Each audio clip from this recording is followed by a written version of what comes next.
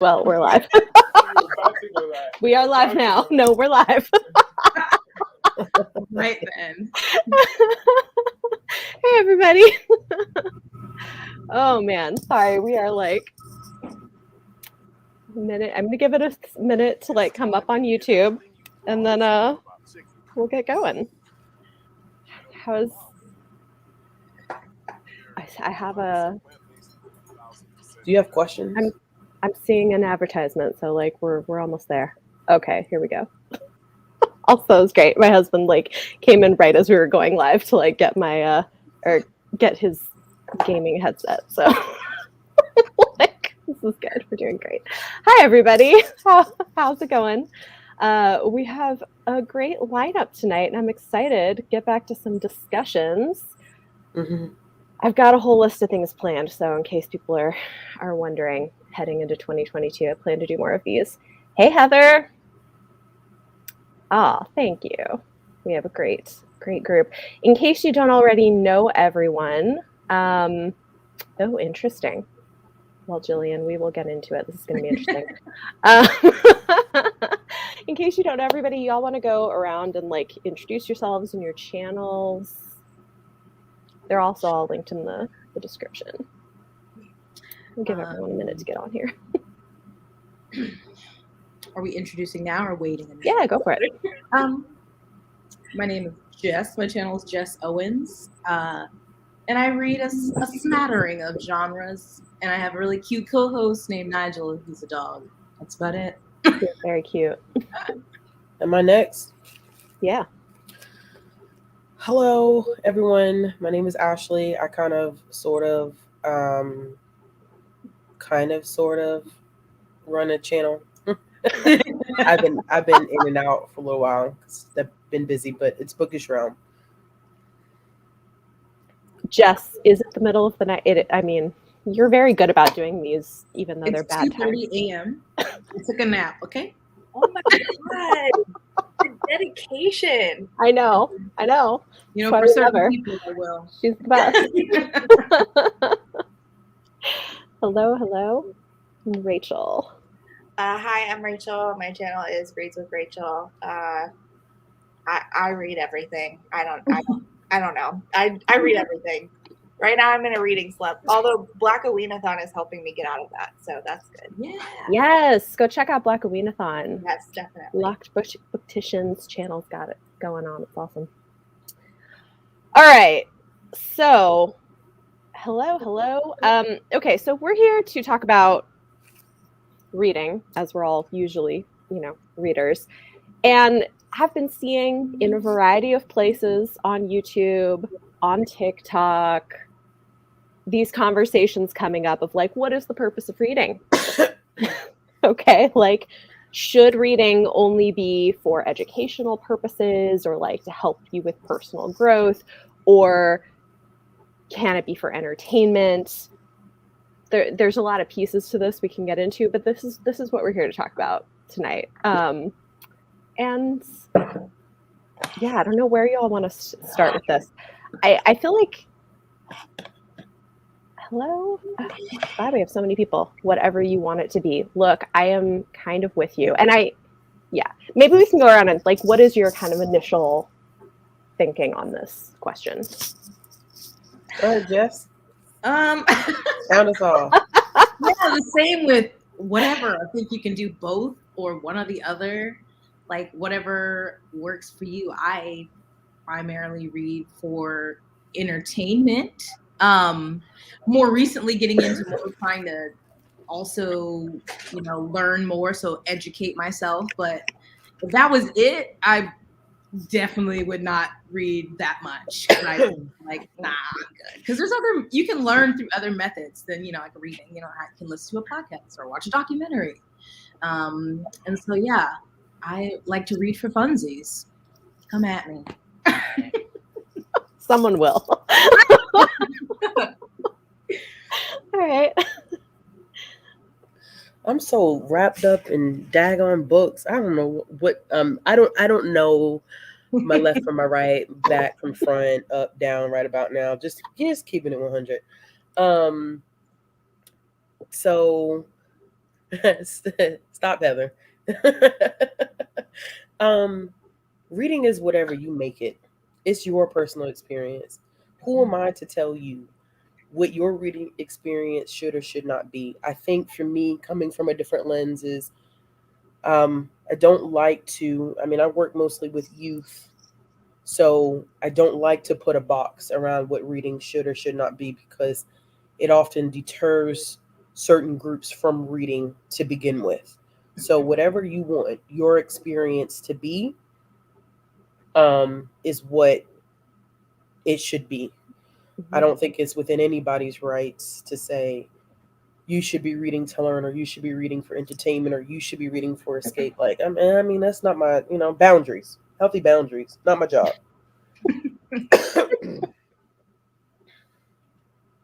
I agree with everything everybody just said. And also, I guess another piece of this would be what the author meant to do. So some books are written to sort of give an education, and that can't really be discounted, even if it's just to sort of showcase an author's experience, personal experience. So I guess some people would say like, oh, this is just for entertainment, but part of the purpose of why that author wrote it is also to educate. So I guess another piece of this. Yeah, I mean, I want to get into some of the nuances of this conversation and like why I think this conversation happens, but like in general, I agree. Like I don't have a problem with reading being both. I think it depends, right? Like you might read some things for educational purposes. You might read things because you want to learn or expand your mind or expand your experience. Although I will say, right, that like expanding your experience and knowledge might mean reading a YA book by an author who has a different life experience than yourself, that would also do that, which I think sometimes these conversations come from people who have these like kind of elevated ideas of literature as being like what reading is all about and don't necessarily want to take that into account. So like I do think that can be a valuable part of reading, but equally I feel like it can just be for fun. I mean, like watching television, I can watch a documentary and then I can turn around and watch The Bachelor, and like that's fine. And I feel like reading is also a form of entertainment. Yes. my 2 cents on that. And if you all want to jump in with anything, I'm going to like kind of look through some of the comments. If you want to jump on any of that. Well, where did this conversation stem from? Like, where is this? Yeah. I'm so out of touch with a lot of stuff that's going on right now. So like, yeah, where did it come from? So, like I said, I've seen a few different conversations happening in different places. Some of these conversations have been people sort of saying, oh, these like women who are reading smutty romance, like, why are you doing that? That's so like not real reading, or like, kind of like looking down on that, which nothing new there. And we can talk about the value in romance as a genre. Like that could be a whole conversation on its own. I've seen also people saying like, oh, well, adults shouldn't be reading YA. Like you should have grown past that and have moved on to like bigger and better things. That was a conversation. I've also seen people talking about how basically reading like romance or YA fantasy or like stuff like that is,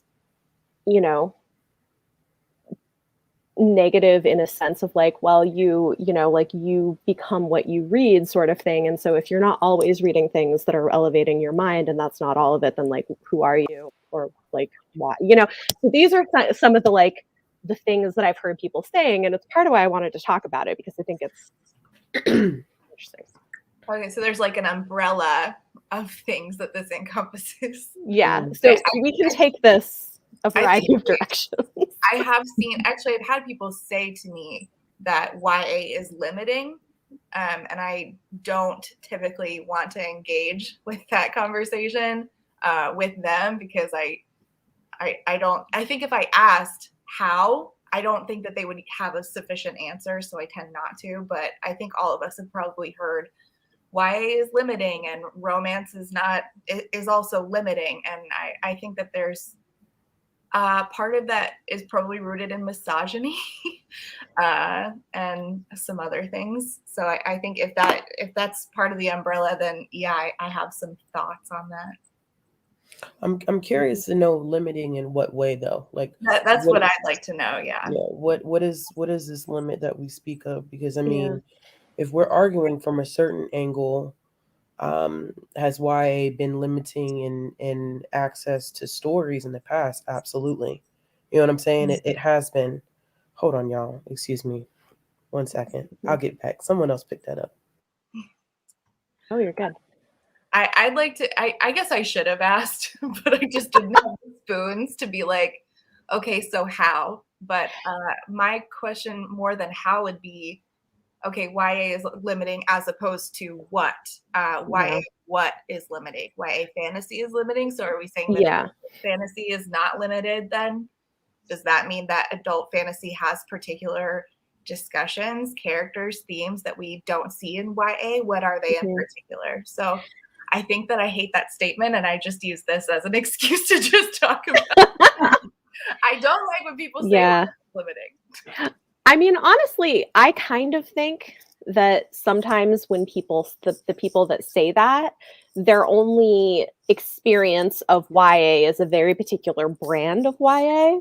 And like, if you think that all of YA is like Throne of Glass and Cruel Prince, then you might say that, like, and not that there's anything wrong with that. Like, I think it's fine to like read those for entertainment purposes, but like, I think then you might say it's limiting. But the reality is like, if what you think is limiting is like, well, adult literature can tackle these like darker, deeper themes and more difficult topics and go to darker places, sort of, but like, you're not reading enough things. Like, there is a lot of YA literature that does those things as well. And like, I like adult literature. Now the majority of what I read is for adult audiences, so I don't have a problem with that. But I think it's just incorrect to assume, like, I mean, and when she comes back, I think Ashley could definitely speak to this as a youth librarian. Some of the things that YA books are tackling right now are pretty big. And yeah, maybe they have more of a spark of hope to them than like adult literary fiction might. But yeah, I'm not sure that I would call it limiting. Sorry. No, you're good. I don't know how much of that you heard, but okay. So like, maybe you could talk a little bit, Ashley, from your experience of like how I think there is a lot of YA that is tackling difficult topics and like doing some important work that maybe people aren't always familiar with if their only idea of YA is like Throne of Glass and Cruel Prince or something like that. Yeah, so I think what I was talking about before was that I think historically, I won't say so much now because, you know, the industry is changing quite a bit. I would say in the past, historically, yes, you know, YA in itself was limiting, but that's based off of what publishing was doing. But I think now, and I'm saying this is mean, this is not affiliated with, because y'all know I just don't care. Not affiliated with Bethany, Jess, or Rachel. I think the issue that I particularly have with the book community, sometimes, not all the time, it's not with everyone, I don't work in absolutes, is that I feel like we build these limitations because we're not willing to push our own boundaries sometimes. And I think that, like you were saying, Bethany, I think that's evident sometimes in YA, that there's a lot of YA that's not pushed on Book Talk. It's not pushed on BookTube. It's not pushed on Book Twitter. And I'm not saying this just because I read it. I'm saying this is because, once again, this is my job. I have to know this stuff.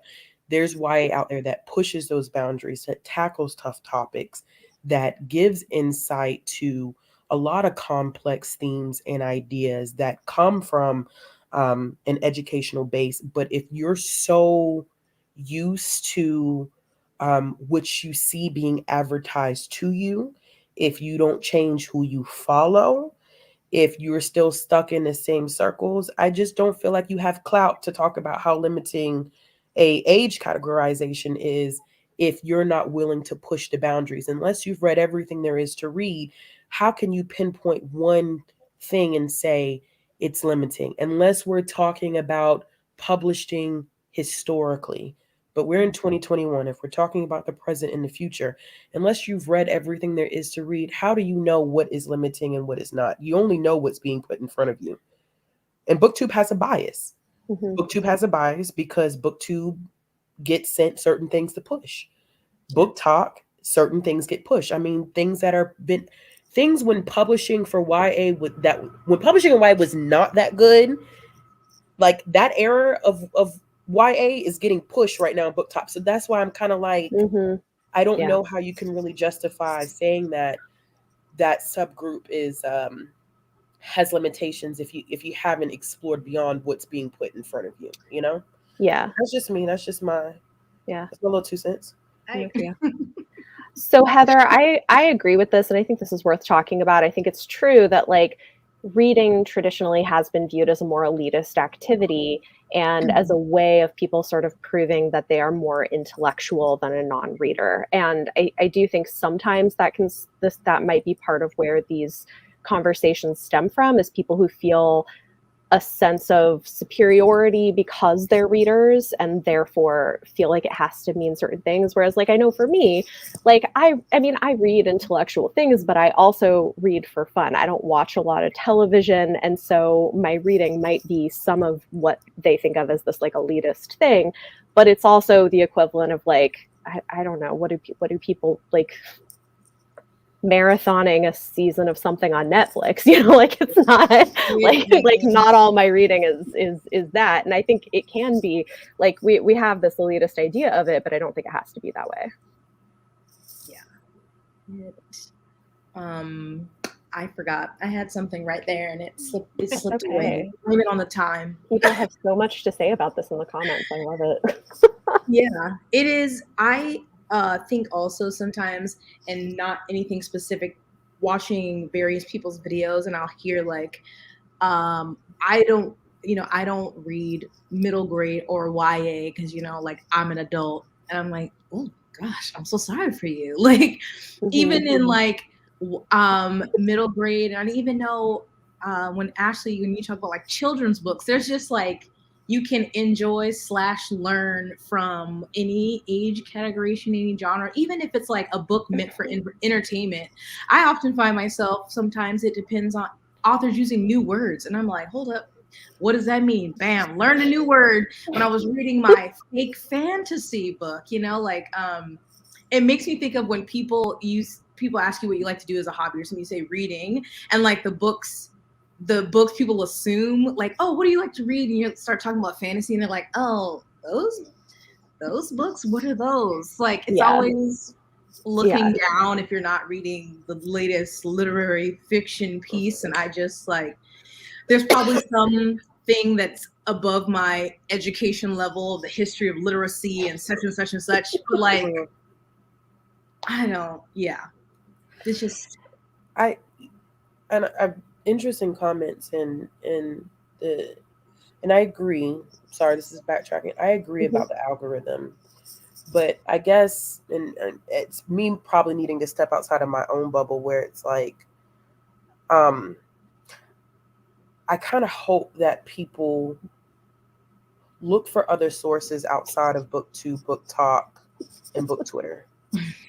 Because there are other literary resources outside of this community that will introduce you to a wealth of books that are out there. You know what I'm saying? Like, and I know the algorithm does not work in anybody's favor, whether you're a viewer or a creator. Sometimes it works, sometimes it doesn't. But I also think that too, it's important to, if you want to broaden your horizons, it's a lot of work that has to be done on the back end on your part as well. You know what I'm saying? And I don't mean that in like, because some people don't have the time. I mean, your time may be limited and it may be easier to do this, but I also think that, sometimes you have to work outside of our community. And I'm a part of this community, but sometimes to get to the meat of some stuff that's out there, you have to take a step outside of us. because a lot of what you see amongst us is cyclical. It is. I mean, no matter what group you step into, it really is. It's cyclical. But I mean, if you want to push your own boundaries, the resources are out there. You just got to know how to tap into them. That makes me think of, you've said before, like things that are popular on BookTube or like Book Talk are not necessarily things that are popular like in the library, what people are requesting, because you can look at like a book everyone's talking about online and then like on Goodreads, even if you're just counting Goodreads, and then it's like, oh, there's only 7,000 people who like rate it, but it seems like everybody is reading this book, and then other ones, you know, like they're just the common ones. The first one I think of is Where the Crawdads Sing. I feel like that's a book everybody and their mama, even if they're not like like read a lot, we're like, ooh, this is the book of the year. So it's like, it's just very interesting. But it makes sense if you're like active in the community to always just see what we're talking about. Yeah. Yeah. Look, okay. So this is interesting to me too, because I feel like one thing that I'm seeing also is there's a lot more crossover, which I think is positive, into literary genre fiction in adult fiction. And traditionally, that's not been a thing either, because it's true that like Jess, with what you were saying earlier, that traditionally people have kind of looked down on people who read romance or sci-fi or fantasy, generally things that aren't like literary fiction. And some of my favorite books I've been reading recently have been for adults, but they've been like a literary take on horror or a literary take on fantasy or science fiction. And I think you're exactly right here that a lot of those books are by women of color, by men of color, and are doing some really interesting things. So I just think we need to like let people kind of, I don't know, like, I guess this is a question I have for all of you, and Rachel, I want to let you talk too, because we've been all like talking a lot. But like I guess one question I have with this is like, how do you feel about like the difference between let people read what they want? And I guess this is, maybe I'll just say this is where I fall, but I'm curious where everybody falls on the spectrum. Is I'm like, kind of let people read what they want, but then maybe encourage or model branching out occasionally. You know, diversifying the authors you're reading from, trying something new from time to time, but like don't make it a thing that you have to do to be a reader. Like that's how I tend to approach it. I don't know about the rest of you. Are you saying from like the standpoint that we have platforms and what or what you wish you would see like people who don't have platforms do? I think I mean as a person with a platform who talks about books how do you think about that? I guess a little bit of both. I want people to enjoy things. I want people to read what they enjoy. And also I have to take into account that not every person reads as many books as I read a month. And you and Ashley read exorbitantly more than I read a month. Right. Whereas the average person does not, and I read probably like 5 to 6 books a month in a slump. So that has to be taken into account. I guess on my platform, I want to encourage the most good that people can do. So on my platform, I would say that I want people to take into account what they're reading and encourage them to do the most good that they can with that. Uplift authors of color. Branch out, try to read things that are backlist titles, try to read things that they wouldn't normally read, like nonfiction. Give love to things like somebody mentioned graphic novels. There are really phenomenal graphic novels, especially ones that are nonfiction now, like Dr. Rebecca Hall just did one that was so phenomenal on the history of women who were slaves who did uprisings and how that history has been erased. And she did all this work to bring that to light and how hard that was emotionally on her. There are a lot of stories that they just don't get told in the same way if they're not done in graphic novel form. So I think that, and using my platform, I would say I want to encourage people to do the most good that they can do in their reading, but I still understand that people don't read as quickly as I do. So I'm in the middle, I guess. Jess, you want to go next, or you want me to go?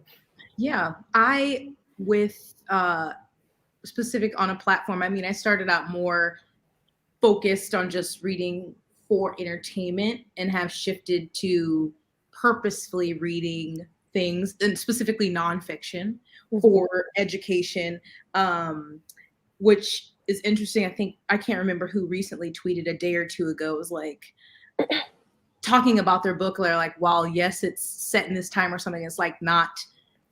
They were basically talking about books by, marginalized authors that are fiction aren't always like meant to teach you something. So like, because that sometimes I've seen ratings of books that are fictional where like, I didn't learn, or I didn't feel like this was exactly whatever. So it's kind of like what Rachel said, like I want, if people are reading, I think that's a great thing, since we have this community of people who read, but outside, when you tell somebody like how many even if you read 5 books a month, they're like, oh my God. Yeah, like that's so much, which is great. I mean, it is like, so people reading in general, I think is a great thing. And then if you, I know someone in the comments said sometimes it's easier said than done, like stepping outside of a genre. It can be like intimidating, especially if you don't read as much. So you're like, want to spend your time reading something that you'll like, or that you're comfortable with.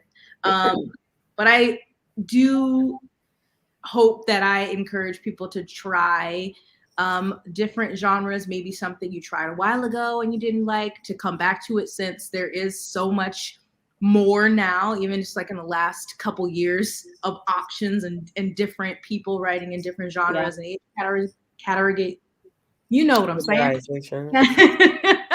And then also nonfiction, because I was like, oh, nonfiction boring. And then watching people who are reading nonfiction, I was like, never thought to listen to it on audio. And that changed. And every nonfiction book is not written the same. Some are very textbooky, some are more, narrative. So I try to vary up what I read. I hope that encourages people who watch my videos to do the same. Or you know what, if they're just reading 1 book a month, just read what you want. Just like you're reading a book. Amen.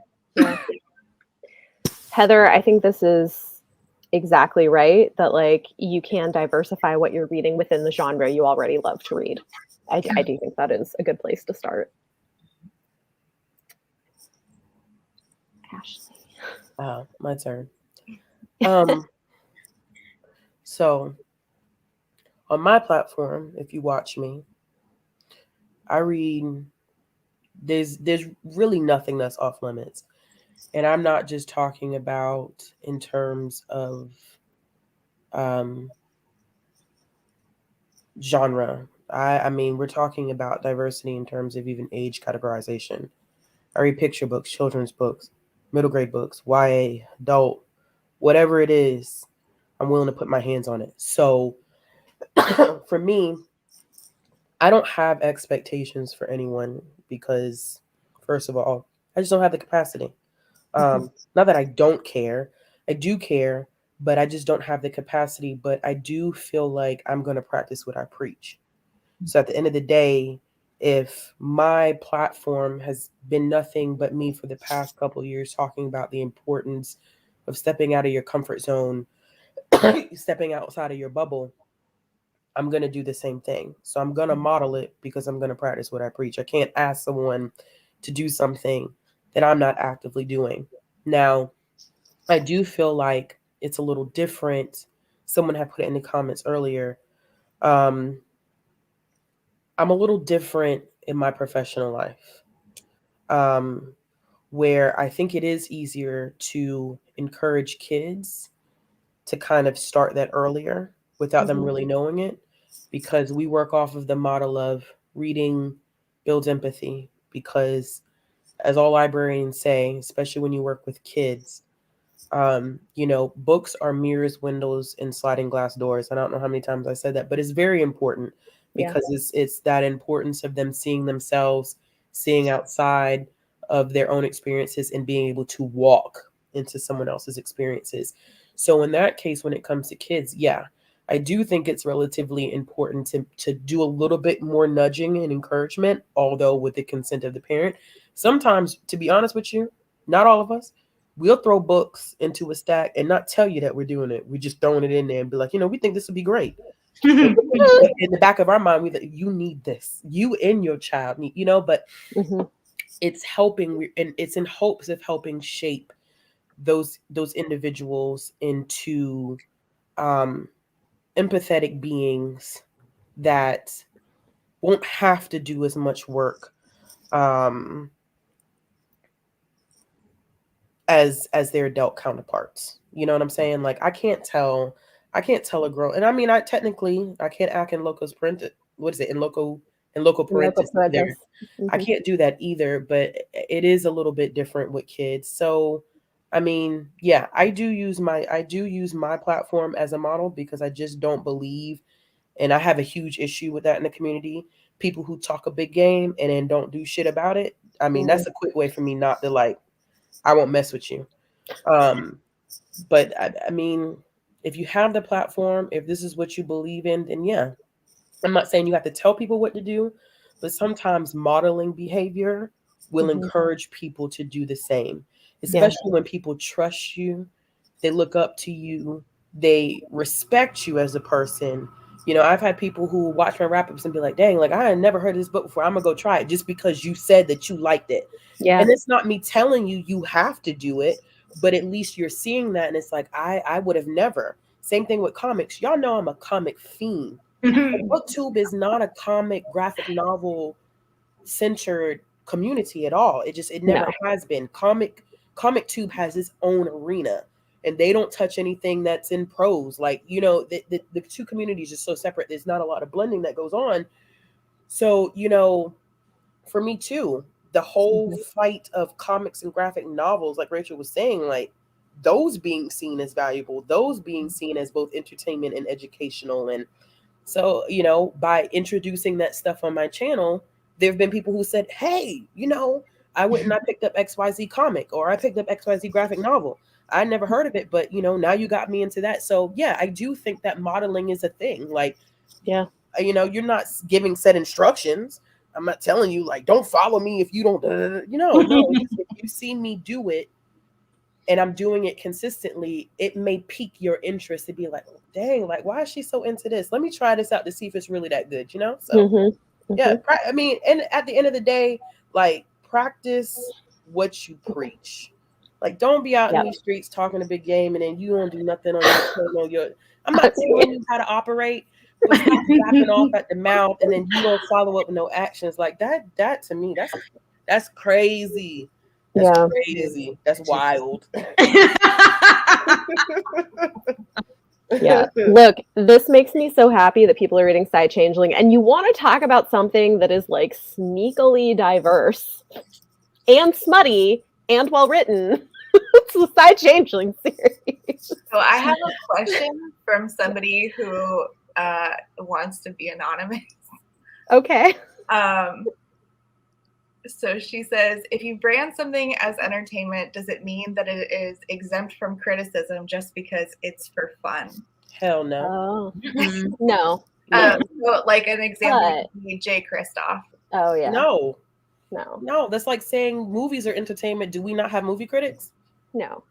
I mean, I do think, okay, and this is where I think things get complicated, is I do think that while you can certainly criticize things that are for entertainment, I don't think that necessarily means you shouldn't always read it. I feel like people are going to have different things that they are and are not willing to put up with. And that I think makes people uncomfortable because they want there to be this really black and white, like this is okay to read, this is not okay to read. And I just don't think it works that way. So like I can read something and enjoy it and be like, hey, it's got this thing that is problematic that you should maybe be aware of. I enjoyed it, but we can still criticize it and like it at the same time. It's like, Hive mind. But you can also like decide what you don't want to read. So like there are certain things that for me, I'm like, yeah, this is enough that I don't want to support this author anymore. But other people have different things. Like there's authors I don't want to read from, the other people still want to read from. That's totally cool. And vice versa. There's authors that for me, things haven't crossed the line where I'm like, no, never again. But for other people, it might be. So like you kind of, I don't know. And I think this, and Ashley, you might be a good person to talk about some of this too, because I think this gets into this issue of censorship. And I think sometimes there's like an accusation that pointing out problems in books or with authors is the equivalent of censorship. And I just don't think that's the same thing, especially because reviewers are not creating policy. They're not removing books. They shouldn't be, I think, telling you don't read this thing. But I do think making people aware is not the same thing. So I'd be interested to hear your guys' thoughts on that, because I don't do well with hive minds. That's me personally. I think that, but it also is the hive mentality that discourages people from forming their own opinions about things. I think that people often don't want to, let's say, someone supposedly writes something problematic in a book. The only context that we have is screenshots that were put on Twitter or Instagram or whatever, right? People then don't want to read the book themselves in context of what has happened to form their own opinions because they're fearful of being canceled. I just wanted to make that note that like that kind of bothers me, because we should give people the opportunity to be able to form their own opinions about stuff. In terms of the censorship thing, people disagree with me a lot on this. I've been told this publicly and privately. We can agree to disagree. I think that's another problem in our community, is that people can't agree to disagree, which I can't really, because in the real world, it doesn't work that way. Yeah. In the professional world, it doesn't work that way. Yeah. Everybody's not going to think alike and everybody's not going to agree on everything. Like there are some things that wrong is wrong, but a lot of discourse that I think we have is not as black and white as we attempt to make it to be. Yeah. For me, I don't think it's not censorship to point out what is wrong with a book, or if it's harmful to a certain community, or if the author has had past, behaviors that have been an issue. That's not censorship. I mean, that's pointing out fact as fact. For me, and I think my view does come from a place of power. I do have control. So I am always in a state of mind of I can't tell you what to read and what not to read. Even when I made my list of books that I will never read, I preface that by saying that does not mean that you should not read these. I am not telling you not to read these. I legitimately, in my profession, and I'm so entwined with it at this point that even when I switch over to booktube mode, I just can't, because in my mind, for me, that is censorship. Like, and some people will disagree because they'll say that booktubers don't necessarily have a place of power like I do, where I can literally control what people can and cannot read, which is a dangerous thing. But I just kind of model that behavior in all aspects of my life, professional or pleasure. I just don't feel like it's my place to tell you, because I think it's a slippery slope. And like I said, I think that people will disagree, and that's fine. If you disagree, let's agree to disagree, and it's perfectly fine. But I just like those lists. And I know we keep going back to this. I feel like every time we have this conversation, I know. I don't like those lists for a number of reasons. Not only because I feel like it can be kind of you're treading very thin. Well, you're not treading on thin ice. You're walking on thin ice with those lists. But I also feel like those lists don't give any context. Like, you're just giving me a list of people that you don't F with, so I can't F with. You're telling me I shouldn't, and it's like, but why? Yeah. With some of the bigger names like J.K. Rowling, Kristoff, Emily Duncan, like we know because those things are huge. But then there's some smaller situations where it's like somebody probably, they did a little something that was off for the day, and then all of a sudden it was like, I don't F with this person. I'm like, but bro, like Yeah. it was like a couple of tweets. Probably they were in their feelings. Like, do we really need to put them on a list? Because which is why I keep saying, like, a lot of the situations that we deal with, they need a lot more nuance. It needs to be less black and white and cut and dry, because it's not that at all, not always. Yeah. Well, and like with this comment, Lou, I guess my feeling is that those lines in the sand are going to be really personal. And so that's the thing. Like, I have lines in the sand and other people do, but I just don't think that they're going to be the same for everybody. And I think that's okay. I do think there has to be some level of like letting people make their own decisions as long as you feel good about yours. I don't know. And and maybe like letting people make informed decisions.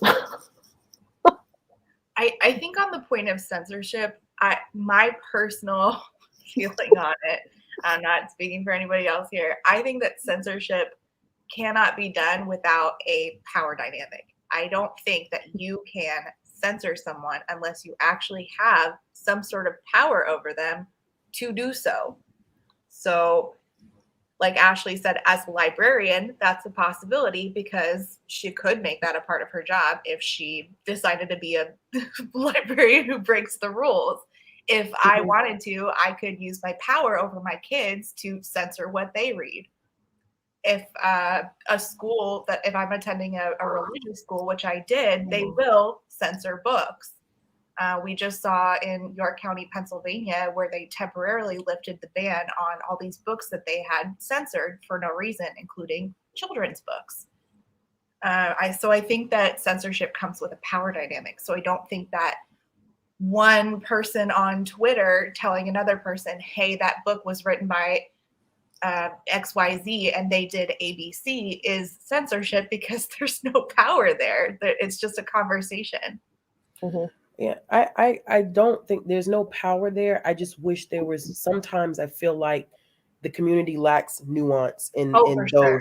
Yeah, I feel like sometimes in some situations, I feel like there's literal, like, there's breakdowns. But I also feel like there's moments when people don't have the full context and they're ready to slam. And like someone just said, like, there are people in this community that use canceling as virtue signaling, and it's aggravating. It's so aggravating, because you are using this as a means to look like you're woke. And if there's anything I can't stand, is someone who likes to play woke.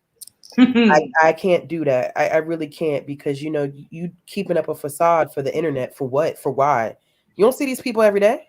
Like, I don't. Let me not. I'm gonna mute myself, because I really no, don't do it. No, man, because I can really say some things about like the whole concept of internet culture, and like people, you feel the need to flex and put on for who? For people that you don't know, that you never see, and you trying to prove that you this person behind this computer screen. And it's like, but do these people really impact your life on a day-to-day that you got to be that concerned with how they really feel about you as a like, I mean, it's such a twofold thing, because I feel like, if you have a platform, use your voice, do the right thing, but make sure you're doing the right thing because you want to do the right thing, not because you want to look good while doing it. This is why I'm absent. Fair. I know somebody had said something about people getting death threats because they wanted to read a book and stuff, which, I mean, by the same token, I also know people who've gotten death threats for giving negative reviews of popular books. So, like, there are people out there. I wish I would. I wish somebody would send me a death threat, because I'm not afraid to catch a charge. I tell you, see, that's what I'm saying. Like, that's what I'm saying, is that y'all be sending death threats, and you don't know what people are like in real life. Because I could present myself as one person on one screen, and you send me a death threat, and I'd be like, drop the pen, because I'm not afraid to catch a charge or a body. So what's up? Like, that's dangerous. I'm serious. If you threaten me, I told somebody the other day, you threatened me and my child. I said, I'm not afraid to catch a body or a charge. Oh, not my kids. I'll catch it. I've got no problem catching no charge. That's what I'm saying. Like, what you see in front of this screen and on this in the internet, like, you don't know. I could have charges racked up. Y'all wouldn't ever know the difference. No. I could have pending murder charges right now. What would you know? Maybe What would you? How would you know the difference?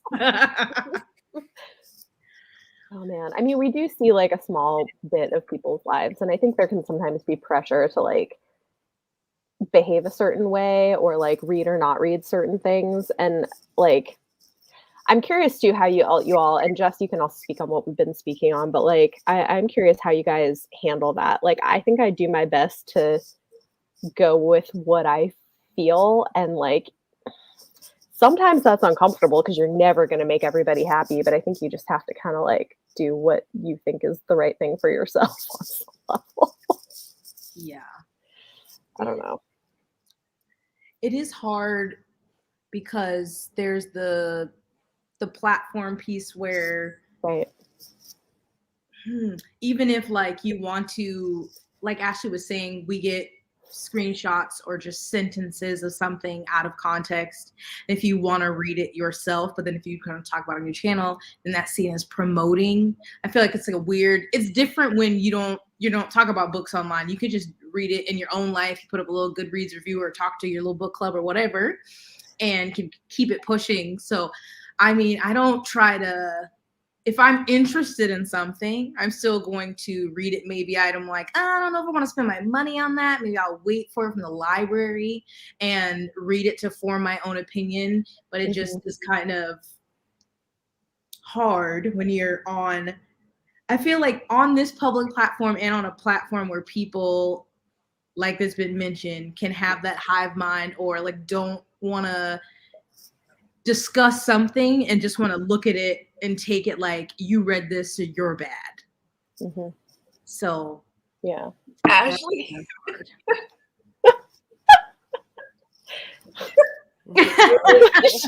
she's fine. Water. Alexa, I think this is interesting because I do think this is true. Like, I've known some situations where there's stuff behind the scenes where people don't know all the details. So I do think it's things get complicated. Yeah. Oh, so this is interesting.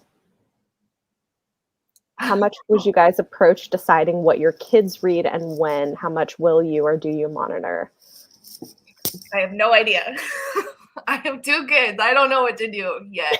I just hand them books right now, and I'm just like, read this. I don't know. Actually, I do have a question. I saw somebody being foolish today on the internet talking about how we need to censor books for children and how the American Library Association doesn't do that, allegedly, and how that's bad. They think we should censor books for oh gosh. I'm not going to say who it was, but okay. No, you can go ahead and DM it to me. Okay, I will. Interesting. What? Yeah, hold on. I think the thing is too is like I do think there's a difference between material that is too mature for children, but like because it's presented in a mature way versus just trying to keep from having to talk about uncomfortable things with your children. You know what I mean? Because like,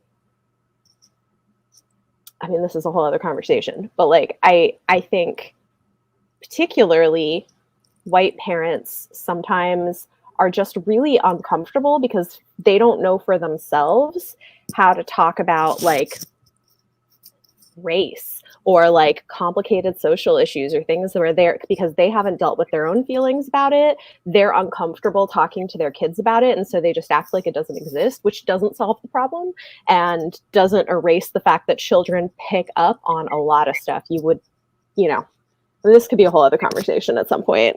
Like having biracial kids, it's been interesting for me, but like, you know, like you talk about things in appropriate ways for their age, but like they can process a lot more than people give them credit for. And like, if, you know, parents with children of color can and must talk about difficult topics with their very young children, or even myself as like a parent of biracial children, like white parents with white children can do the same thing.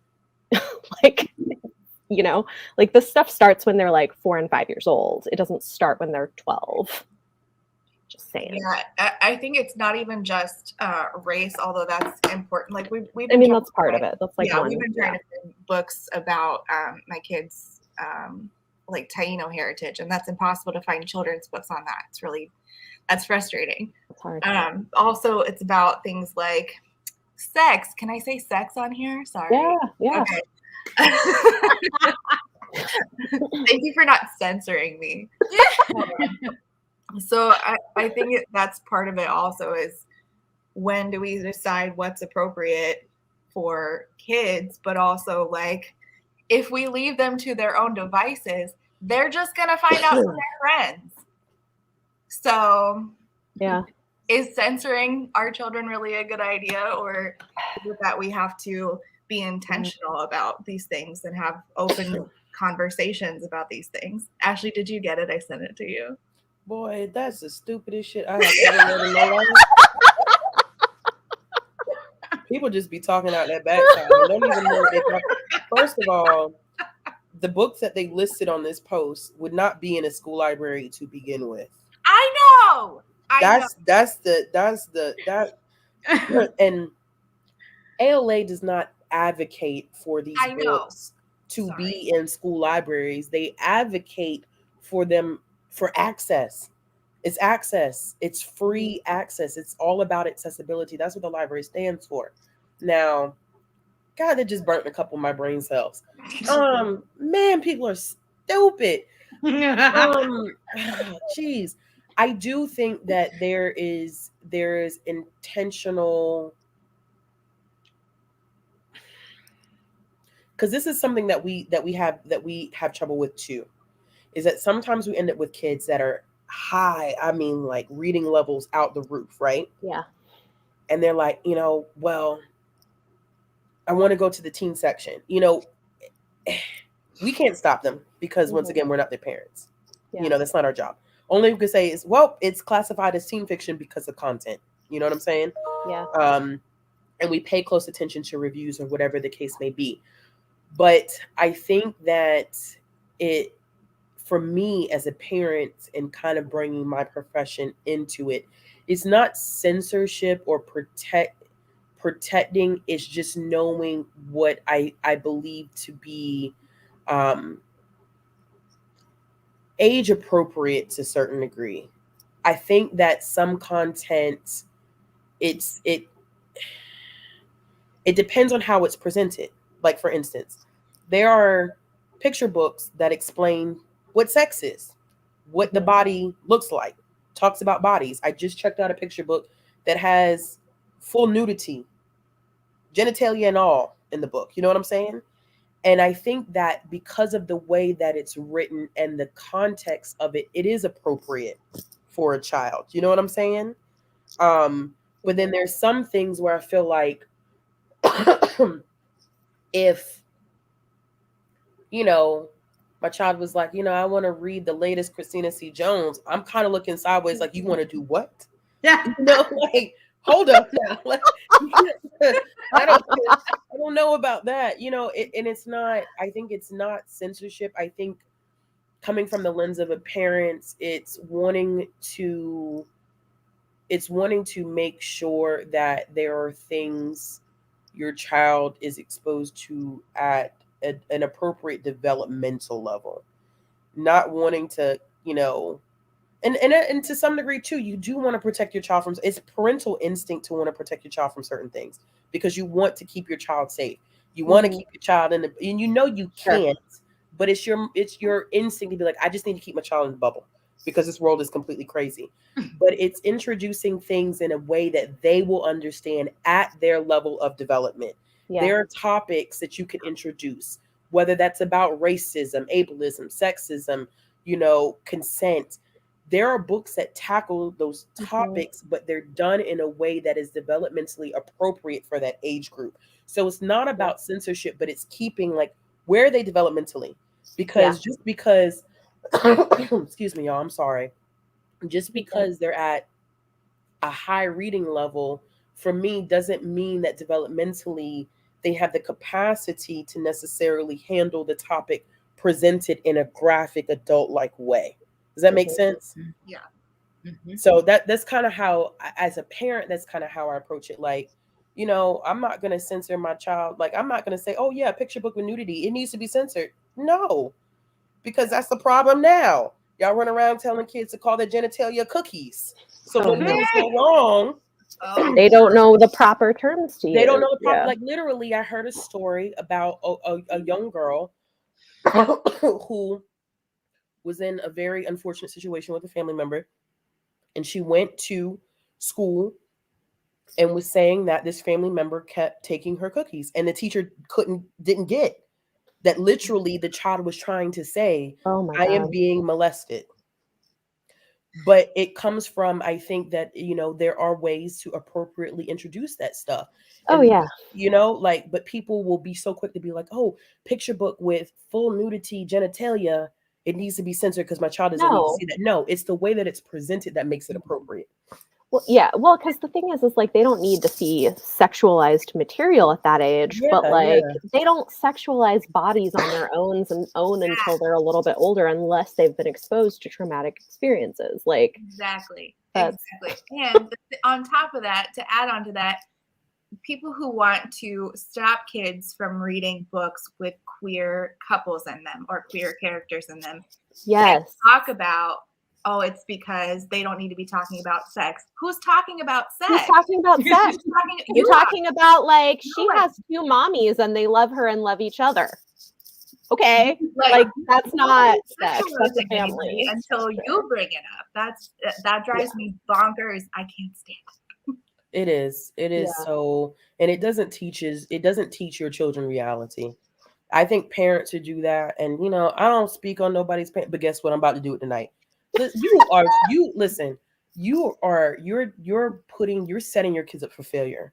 Because Yes. the reality of the situation is that when they get older, they're going to have classmates. They're going, you know, if they go to college, military, job force, whatever, they're going to have to work with people who are different from them. So all these parents who are out here talking about we need to protect our kids and I don't want to see this and that. And I'm like, so what the hell are they going to do when they go out into the real world and they have to deal with people who are different from them? They can't function. They don't know how to function. And that's the problem with the adults right now. Y'all can't function because you were never exposed to people who are different from you. So every time you see someone who's different, you panic, you freak out. Oh my gosh. Heather has two mommies, which is a really good picture book, by the way. Such a good Heather has book. two mommies. Okay? Yeah. Like, so should I be concerned about the fact that there's a picture book with a mommy and a daddy? I mean, clearly the two of them had to do something for little Tommy and Susie to get here. That's natural, okay? You know, It's crazy. That's natural. It is funny when you have children because, like, I mean, I have, you know, I've got a very smart 7-year-old, and like we've talked about like DNA and like how like you know like you have DNA from different parents, which is why you looked at. And so then one day he was like, "Mom," he was like, "But how do the mom and dad mix their DNA?" Oh. Like, a petri dish. well, I mean, I answered his question without, you know, a lot of graphic detail, and like that satisfied him at this point. So I'm like, okay, I don't want to like tell him more than what he's actually asking me. But yeah, it's like, but that's the thing is like, I think raising kids, I've come to realize like, oh, there's a lot of stuff that we didn't talk about when I was growing up that like isn't a big deal if you frame it in the right way. And like there's little stuff. So like I have 2 sons, and you know, growing up, it was always like, you know, for my brothers, it was like, oh, one day the girl you marry. I don't do that. I say the person. Like I never assume what the gender of that person is going to be. And we just kind of normalize like, well, you know, when you're older, you'll figure out if like you're more interested in like liking girls or boys or both, or, you know, you'll figure it out. It'll be fine. And you'll find the right person that you love that you want to, you know, I mean, it's like it, but it's not about sex because they're 5 and 7. It's just about like the person that you like a lot, you know, it's not a big deal. And even things like like gender identity too. Like there's been questions about that. And I've been like, well, you know, like some people feel like they're not really a girl or a boy. Some people are born as girls, and when they grow up, they decide to change. Because this came up because they were like, oh, mom, like very confused that I didn't share the same genitals that they did. And they're like, what? You don't have the same like things I do? I'm like, no, I don't. Like, what? My son was like, why does your penis look like that? And I'm like, because it's not one. I don't know what to tell you other than I don't have one of those. They're so funny. But that's the thing is, it's like it doesn't have to be this like weird thing, you know? Like you can just it's just like, yeah, families are different. People love each other. We love the kid and love their kids, and like we love you no matter who you are. Like I don't know, it's not that hard. Let's see. I just would like to go back to this comment that said, Ashley have a podcast where you just go off on everything. I would like to second that. And can I please be your co-host? I'll edit. Just get on the mic. That's it. Get on the mic. No, man. Not many people would like me after that. Which is fine. I'm past that point in my life. You don't like me. What do I always say? If you're not changing my child's diapers, you're not wiping my butt, you're not signing my paycheck, I just really don't give a F what you think. But go off. If it makes you sleep at night, whatever works for you. I don't. All of my patients I have a 2-year-old now, and she's a very active 2-year-old. Oh yeah. And my God, like she screamed at me today, no ma'am. I said, you know what? I said, we're changing the way that I was raised because my instinct was like, girl, I'll slap the black off you. Yeah. And I said, no. Yeah. We're doing conscious parenting. Ma'am, please step into the other room and give your mother some time. Because that's what my mouth wanted to say. I slapped the black off you. Ever. But I was like, no, you just step into the. But yeah, so I really don't like.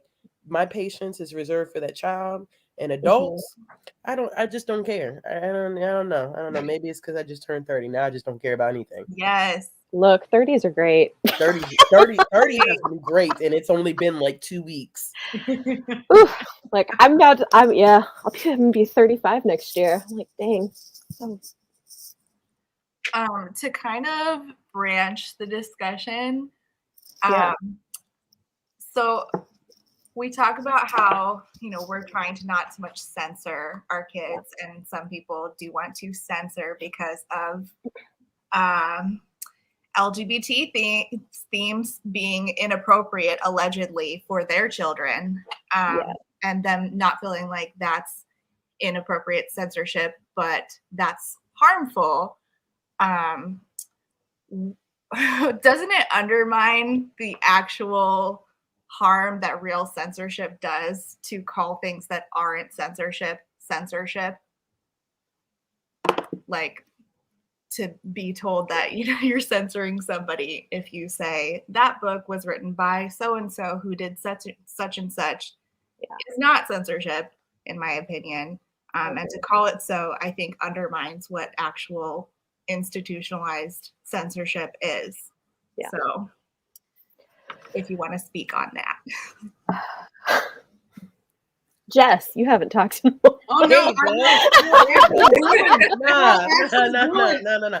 I'd have been running my mouth, man. No. Go ahead. Who's complaining? Who's complaining? Exactly. I live for this. I'm trying to get my Ashley fills since you've been absent. I know I've been absent. Everybody's missed you. Yeah. Go ahead. Thank you. Go ahead, Bethany. I mean, basically just that. Yeah, I agree with you, Rachel. I don't think it's the same thing. I mean, I think that real censorship does do harm, and I just don't. I don't think that pointing out like what an author has done or like what is in a certain book is the same thing. And I think it's interesting how frequently those things are made equivalent. I do think that there is some piece of some people dramatically overestimate the amount of influence that booktubers have, if I'm being honest. And I think that's part of it, like, especially when it's directed at booktubers, because I just don't think they realize like how relatively little we actually affect things. I mean, you look at the fact that the bulk of booktube, for instance, is like done with J.K. Rowling, not everybody, but a lot of people. Like, are her sales hurting at all? No. Does like most of the world even know that like she is problematic or has a Twitter account? Nope. No. Like, Nope. I just think, I mean, it's different if we're talking about like a really tiny indie author, then like maybe there's some degree of more influence we have. But overall, I just think there's like a big overestimation when we're talking about a best-selling author or like, people with major publisher support. It just, I mean, we're influencing our group of people, but in the broad scheme of things, I mean, I don't know. I think that things get conflated a lot. So not only does censorship get like actual censorship where institutes are saying you cannot read this, gets conflated with a person on the internet saying, hey, that book was written by so-and-so. Those things get conflated when I don't feel like they equate at all or have hardly anything to do with each other. I think those get conflated. And also, sorry, I thought I heard my 2-year-old. Mm-hmm. Never mind. I was going to text my husband like, run, help. I think those things get conflated. And then, never mind, I lost my train of thought. Sorry. That's all right. It'll It'll come back to me. It'll come back. Kids, man. Go ahead. It'll come back to me. Yeah. Yes. No, but I just don't like want to jump. But the same, and I think you put the comment up by Charlotte with the difference between stopping someone from reading a book and then providing the information, or because there have been books I have liked that contain, something problematic, and you can acknowledge that and be like, I didn't like this, or this wasn't, challenged or addressed, and still it was enjoyable. Like earlier, it was like, do you think if you read something for entertainment, it can't be critiqued? Like, of course it can. It's like, I read it for entertainment, so maybe it was boring or it was slow or the pacing. And so, yeah, it's just like, just to giving people a note like, hey, this is in here, and talking about it isn't like, oh my God, I'm canceling. And then the same thing, like you just said, like the top authors that BookTube is canceled are like some of the richest people. Sarah Janet is living her best life. Okay, that woman is not canceled. She is rolling in the dough. She is moving to LA. She's going to be starting her new show. It's the same thing. Jake, like, it's all, I don't know. It's all, you got to make your own opinion or your own choices. And yeah. But the community doesn't allow for that. This is where I have a problem. Yeah. And I am one of those people that, like, I don't mean to conflate the two. I just think from my experience, I just am hardcore. Like, I just don't F with those lists. I just don't. Like, it's just me. I think that's just me as a person, because I don't think that sometimes those lists have enough context. And I'm not talking about when people lay out a situation or whatever the case may be. You know what I'm saying? Like, I'm not talking about that. I'm talking about these lists that people make in their notes on their iPhone and they drop them on Twitter, and they're like, I don't F with these people. Like, come on now. Like, like, if you, that to me is just like, that's not enough. That's not enough to provide any. And even then, even with enough context, the only thing that you can do is let people know that it is present. What I don't like is that BookTube, Book Twitter, Bookstagram, BookTok go on these mass crucifying journeys to hang and dry anybody that does not do what they want them to do. Do I agree with people who are still, effing with certain authors? Absolutely not. But if I'm that concerned or that bothered, unfollow them, damn it. Like You know who they are as a person now. Stop effing with them. And that's a part of me that is so frustrating, because it's like, you can't change people. Stop trying to change people, because at the end of the day, people have to change themselves. If you give them the context, you give them the information, stop trying to force people to do what you want them to do. That's in any situation, any relationship, any friendship. People will change when they want to change. Stop asking them to do it. Stop begging them to do it. These same people that y'all keep going for over and over again have shown you time and time again, they don't care. They don't care what an author has done. They don't care if a book has racism, if it's ableist, if it's hurting whatever marginalized group that is being harmed for the week, because it's somebody every single week or every single day. That's just the fact of life. But for me, it's just like, why continue to push these people who don't want to do the right thing? Like, why continue to do that? You keep trying to go after these people who cares at this point? They're not going to do the right thing. They never wanted to do the right thing. I don't care how much information you provide them, they're not. You did your part by using your platform, putting the information out there and saying where you stand. Going on these rants, and I'm not saying that I haven't been a part of it, because I have been a part of it. But at the end of the day, what does it solve? It solves nothing, because all it does is it dies down for a few months. And I promise you, those people are back to doing the same exact thing that they were doing before.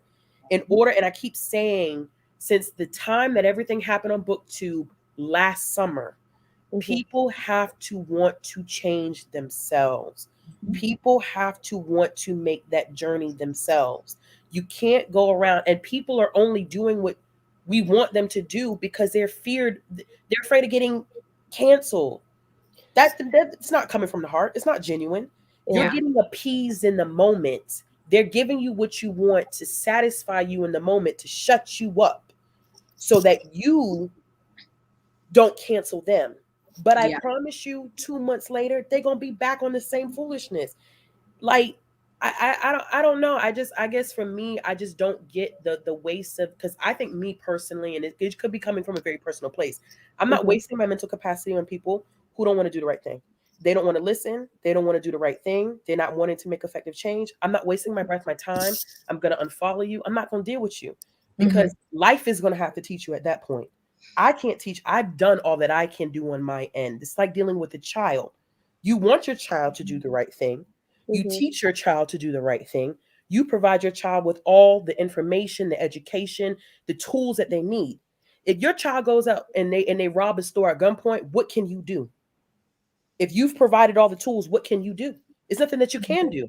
It's not your decisions to make. You didn't make those choices. You didn't decide to do the wrong thing. So it just, like, man, if people would put as much energy into changing themselves and doing the right thing as they did into, I'm gonna harass this person on Twitter or Instagram or BookTube, we'd be a better community for it. But let's flex. It's all about flexing. Let's flex. Because these people pay my bills and wipe my ass at night.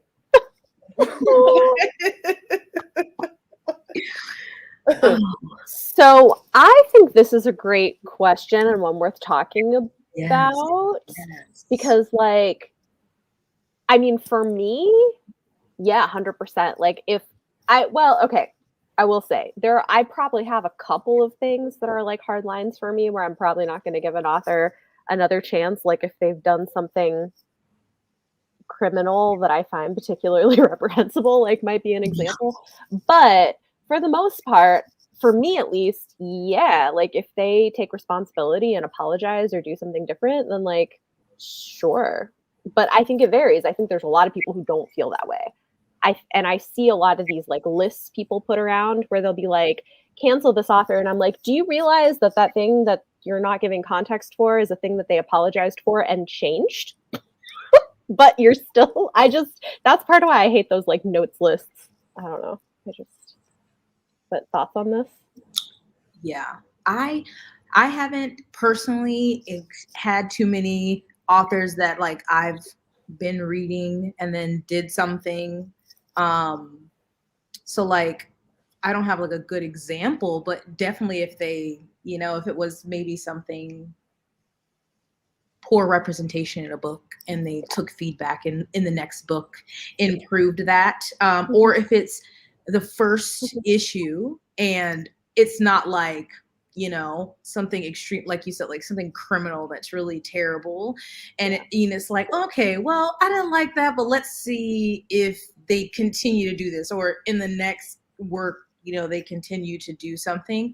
So like giving people, if the, you know, the first thing isn't, you know, murder or like, you know, a serious abuse, giving people a few chances because it's human nature to make mistakes, which I think we don't allow. I think there was in some post, it was someone wrote like a piece about YA and Twitter or something, and it was like the internet doesn't allow people to grow and change. So it's very much like you make a mistake, and even if people, like something dies down and then it comes back and that person does another thing, it's like, no, well, they did this thing one time, so that's it. And that's just not reality, like unless, you know, obviously depending on what they did. So yeah, to me, it would just be like, well, if this one thing, I'm like, all right, but if you to do that thing, then it's like, all right, well, you obviously, not like everything, every critique or reader, like authors aren't required to list, you know, like, I don't know what I'm trying to say, because I know a lot of authors don't read reviews, which makes sense because that would be hard. But I feel like if there continues to be, and I don't know how they get this information, questions or concerns about you continuously keep misrepresenting groups of people, or you continue to, you know, bully people on the internet or whatever, like, and you don't ever, and people are telling you this, and it's not like a one-off. Then it's like, okay. And still there may be some people who are like, well, that doesn't bother me because I like the book and that's whatever. But then to you, if you're like, oh, I'm done, that's a wrap for me, then it's up to you. Ooh, so I mean, I mean, and be honest, like, I don't know that I've known a lot of authors who committed murder. I mean, probably I'm thinking more of like a pattern of sexual harassment and assault, like that I've seen, and that, like, for me is enough. But I will say this, and people are different on this. For me, it's also different if the author is dead versus still living. Like, I am much more willing to read from authors who maybe didn't have perfect lives or had like problematic content in some of their books, who are no longer living and not directly profiting off of things or like saying stuff on Twitter, versus authors who are still living and actively doing harm. Like, for me, that's a big difference as well. I think that as far as apologies go, there's so much discussion about apologies themselves. People get upset at the apologies, and people get upset that people get upset at the apologies. So I think the problem is that people don't know how to apologize. And also people accept apologies that are not for them. So if I'm not part of the affected group, I'm not going to say whether or not the apology is accepted. It has nothing to do with me. I can still decide on my own whether or not I'm going to support the author, get their book from the library, whatever. But I'm not going to be part of the conversation of whether or not the apology is accepted. Also, I think that there is something to be said about the way that they apologize. Are they saying exactly what they did? Are they saying exactly who they harmed? Are they saying what they're going to do moving forward? And I think that for the most part, that doesn't typically happen. So I think that people need to stop accepting apologies that aren't made for them. And people who fuck up need to learn to apologize if they're actually wanting to apologize. If you're not sorry, don't say sorry. Like if you fucked up and you're not sorry, like, just say, oh, well, and go. Yeah. Oof.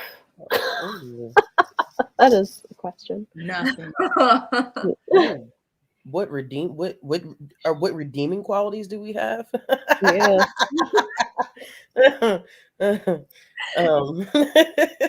Sometimes we really Ashley. look. Look. Oh man. I Oh, think it man. like so much of it is like who do you follow and Yeah, what it are you is. there It for? is. Like stay off Twitter, honestly. Your mental health and life will be better.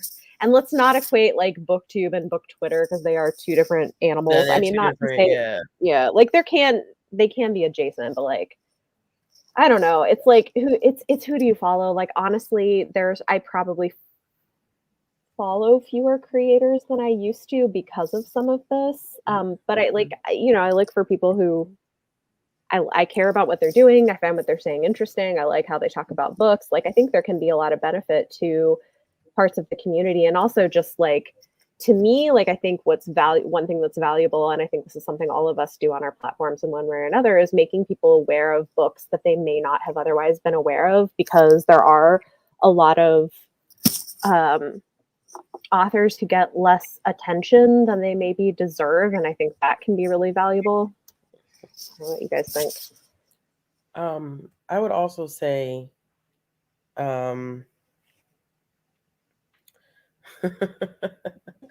I do think that who is doing the canceling is also important.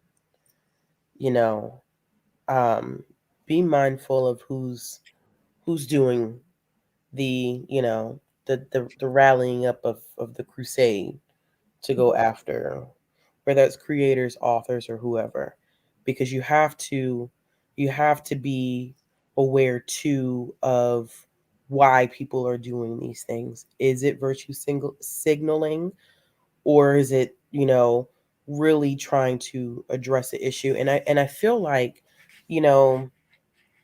there's a difference between canceling and addressing an issue. Mm-hmm. And I think that there's been a muddling of the two, where it is appropriate to address, to acknowledge, to have a discussion, and not just like, oh, they're canceled. I think that that's kind of dangerous. But redeeming qualities, I'll let y'all answer that. I just wanted to go back to the apology thing, and say that I a lot of it is context. Like Emily Duncan, I don't like her. I would tell her to her face, I don't like her. I have no problem telling her I do not like her. And the reason why I don't like her is layered. And the reason why her apology meant jack to me is because she comes from a place where she influences youth, she works with youth, and she was consistently engaging in this behavior. It wasn't a one-off. It wasn't like, oh, I made a mistake. No, like, girl, like you went full-fledged undercover, fake Twitter profiles and all to harass people. So at that point, when you give me the I'm listening and I'm learning, you ain't learning shit. I'm gonna take this time away to reflect. Girl, you've got some real deep. It's not a time of reflection, it's a time of soul searching. You have a lot of soul searching to do. It's not reflecting. You need to dive deep within the core of yourself and figure out, well, what is so wrong with me that I feel like it is a necessity to harass other individuals of color and do things in a horrendous way that essentially is engaging in bullying and online bullying. Yet I work with youth who deal heavily with online bullying. It's just stuff like that. To me, that's when your apology means absolutely nothing to me. And I don't care how many ways you try to flip it, and you have these life lessons that you're learning, and I don't want to hear that, because you as a person is a problem. Like, you have some moral and ethical issues going on within your spirit. Your spirit does not sit with my spirit, therefore we we have a lot of issues. So I just wanted to say that I think for me it's a lot of context that, but y'all can talk about the redeeming qualities of the community. I mean, Heather, this is true. I mean, you get more eyes on you, people aren't gonna like something. This is I agree with this. This is very true. It does not. I don't even like the term cancel. I don't feel like it actually conveys what's happening. I don't think that that's I don't think it's helpful to use that, although I don't know, where that started. So I mean, I think part of it is that because, well, I mean, if we're being honest, like I feel like lately in a lot of conservative media, there's been a lot of hand waving over cancel culture and the leftists. Like, which I'm like, okay, it's like, do you know what it means? So I don't know. I mean, I think canceling does and can happen, but I just think it happens far more rarely than we actually talk about. I just don't to me, canceling, like, are you a television show? Are you no longer running? I don't understand what that's supposed to mean. Are you saying that you've made it so that they have no way of living their lives? Are you saying they got Harvey Weinstein and they're going to prison, like, for crimes that they actually committed? I don't understand. Like, it doesn't really convey what is happening, which is a conversation around accountability. And I think that there are different people who go into those conversations with different motives, like Ashley keeps talking about, where some of it is fake wokeness, right? Where you just want to get some kind of clout for saying, hey, you did a bad thing. And then other people are saying, you did a bad thing, and I want you to progress and do better because you hurt somebody.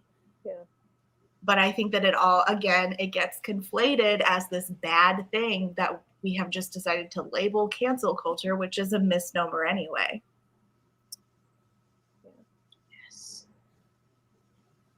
Yes. Yeah. Charlotte, I think this is exactly right. That people conflate this a lot, accountability and dogpiling, and I agree. Also, I mean, like, not a lot of productive things happen on Twitter. Oh, for sure.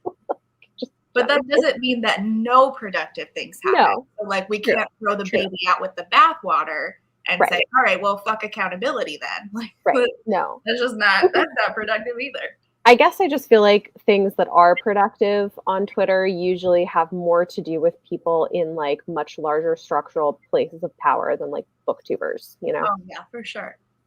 So, yeah. Interesting. Cool. Qualify. This is interesting. Annoying people can't be. I don't know. Interesting. Okay. So we've like cover a lot of ground here. I guess kind of coming back to originally what we're talking about of like this education versus entertainment thing. I like one thing that we can maybe touch on a little bit. I don't want to keep you all here like all night because okay. But one thing that we barely touched on that we could talk a little bit about that I think we similar to YA is this issue of with romance and the way people like to look down on romance, which I kind of have a lot of feelings about. I do think it's interesting. I mean, number one, you know, the fact that as a genre, romance is probably what's making it possible for literary fiction to get published because it makes far and away more money than any other genre in publishing, which is interesting.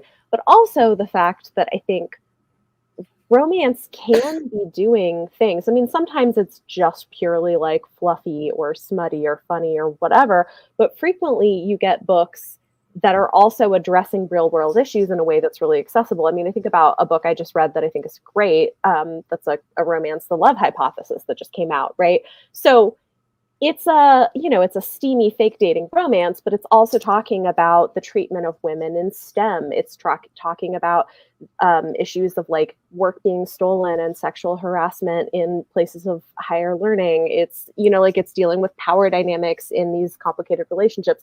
So like it's doing more than just being a romance. Not that there's anything wrong with romances that are just that, but I think people sort of see it as less worthy when there's actually can be a lot happening of value.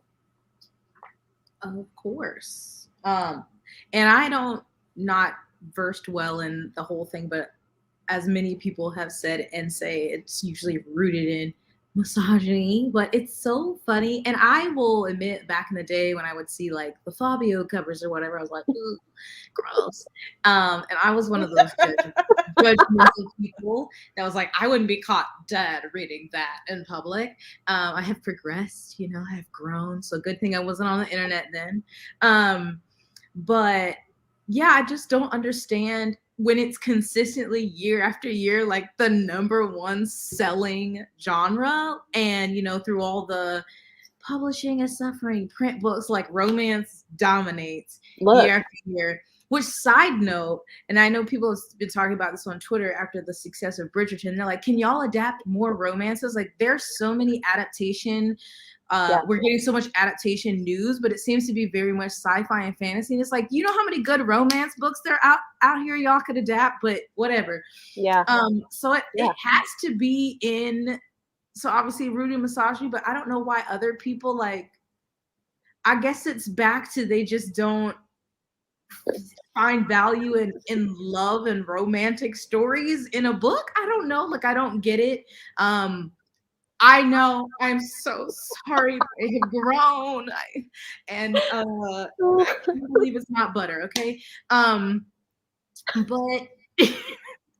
I do prefer the animated covers, just in style. I just don't love is it clinch covers they're called? Yeah. I just don't love those, but I'm not gonna. Yeah, they've grown on me a little bit, but they've never been my favorite. But like you said, I read Hearts on Hold by Cherish Reed, and it's a librarian and a professor, and it touches on, she's a Black woman, and it touches on her struggles in working in a public, predominantly white institution, in higher academia, and the way she has to, navigate that space. So yeah, it's I love a romance, maybe that's just smut or just a fluffy one with a story. They also sometimes tackle, sexual assault and different, people have different backstories and different things they bring to the table. And so, I'm sure Mara has a textbook or something on her shelf about the history of romance and the why people don't like it or something, but it's rude. And I would like Netflix to adapt the Brown Sisters. And also, can I get the Wright Brothers / Love Sisters adapted? Thank you, please. Anyone listening? Yes. Please. Yep.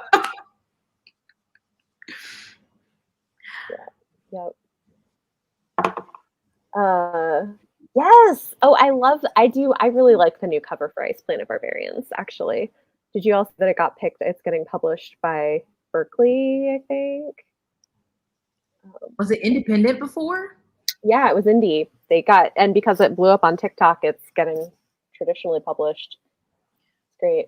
I like the new cover. I think it's really cute. I do too. I really like it. I think it's cute too. It made me want to read it a little. I'm not interested in the genre all that much, but the cover. I don't know. Maybe, yeah, I might give you some recommendations of other places to start with her and see how you do. But look, Miss Austin Saucy, yes, this is honestly, a lot of this comes down to misogyny, and this is also a lot of the hate that YA 14 girls gets, right? Is yeah.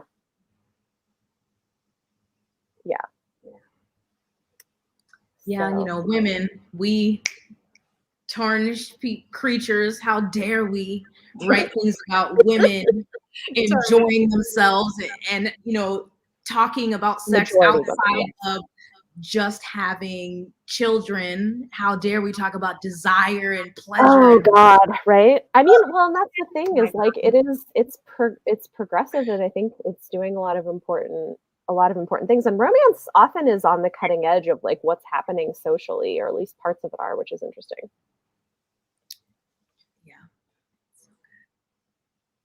I think in a lot of cases, romance covers, or at least in my experience, I shouldn't say that because it's just in my experience, but romance covers topics that I don't feel are addressed in YA fantasy all that much. I've read more recent romances that talk about fat phobia, whereas YA fantasy is heavily fat phobic. So yeah, that is a good point. Wow.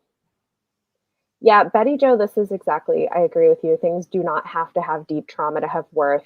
Yeah. And I mean, also you can have, and also like you can have things that do deal with trauma, but have a happy ending that are less traumatic to read. You know what I mean? Like, I don't know. Yeah. Yes, I think this is accurate. But I will say, I wish more guys were reading romance, and I'm glad some are starting to because I think it's valuable. And I've thought about like when my boys are older, like honestly, I'd probably rather that they like get into that than other things because it's something that actually is about mutuality and like prioritizing female pleasure and stuff. And I think that's not what you're getting from a lot of other places that people are consuming things, you know? So I don't know. Yes. Encourage those boys to read romance.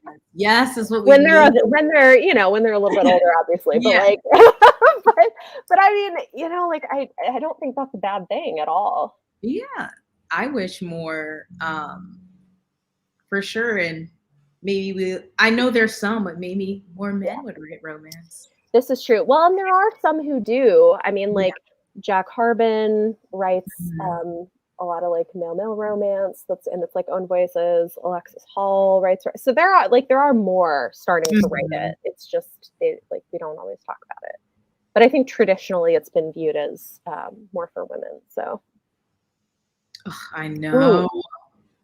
Look, that would be awesome. I 100% agree. I would. Yes, I need it. As Mara would say, put it in my eyeballs. Put it in my eyeballs. Yes. Oh goodness. Oh, not Nicholas Sparks, Lord.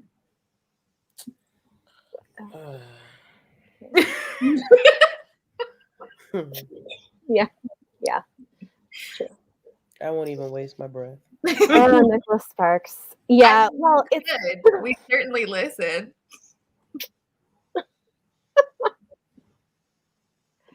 Nah. Oh, you're gonna have to tell me about this. Is somebody reading category romances? I need to know about this. Ooh. I love it. That's exciting.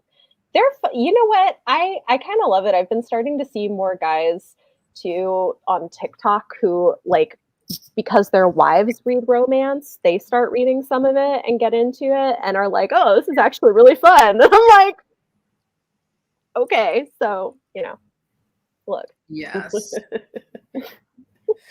I am you know me, Yanni. Maybe I have some pent up aggression. Let it out. This is why you need your podcast. I'm working it out right now. That's okay. Look, I'm glad you're on here. I mean, I love The Notebook, the movie. Really? Yeah, I did too. It made me cry. Yeah, when I was a teenager, at least, it made me cry. I was like, spoilers for The Notebook, but I was like, they died together at the same time. It's so sweet. I'm just like really gay for Rachel McAdams. I mean, I'm really gay all the time, but I'm very gay for Rachel McAdams. So. And Ryan Gosling, I was like, this is beautiful. He's cute, but Rachel McAdams is. It is interesting, right? Like when there's movies where both people are like equally attractive. I think like as a child, as a young teenager, this is how I felt about The Mask of Zorro. Oh my God. Like I'm just saying. Like Antonio Banderas and Catherine Zeta-Jones, I was like, oh, yeah, very fair. There's a lot of people in The Mummy. Even though I didn't feel that way about The Mummy, because I didn't find Brendan Fraser attractive. No, but The Mummy. Look, I actually in that, like, I think I found the guy who played the Mummy pretty attractive. Yes. he was, yeah. Mm-hmm. Yes. All of our awakenings. Look. So true.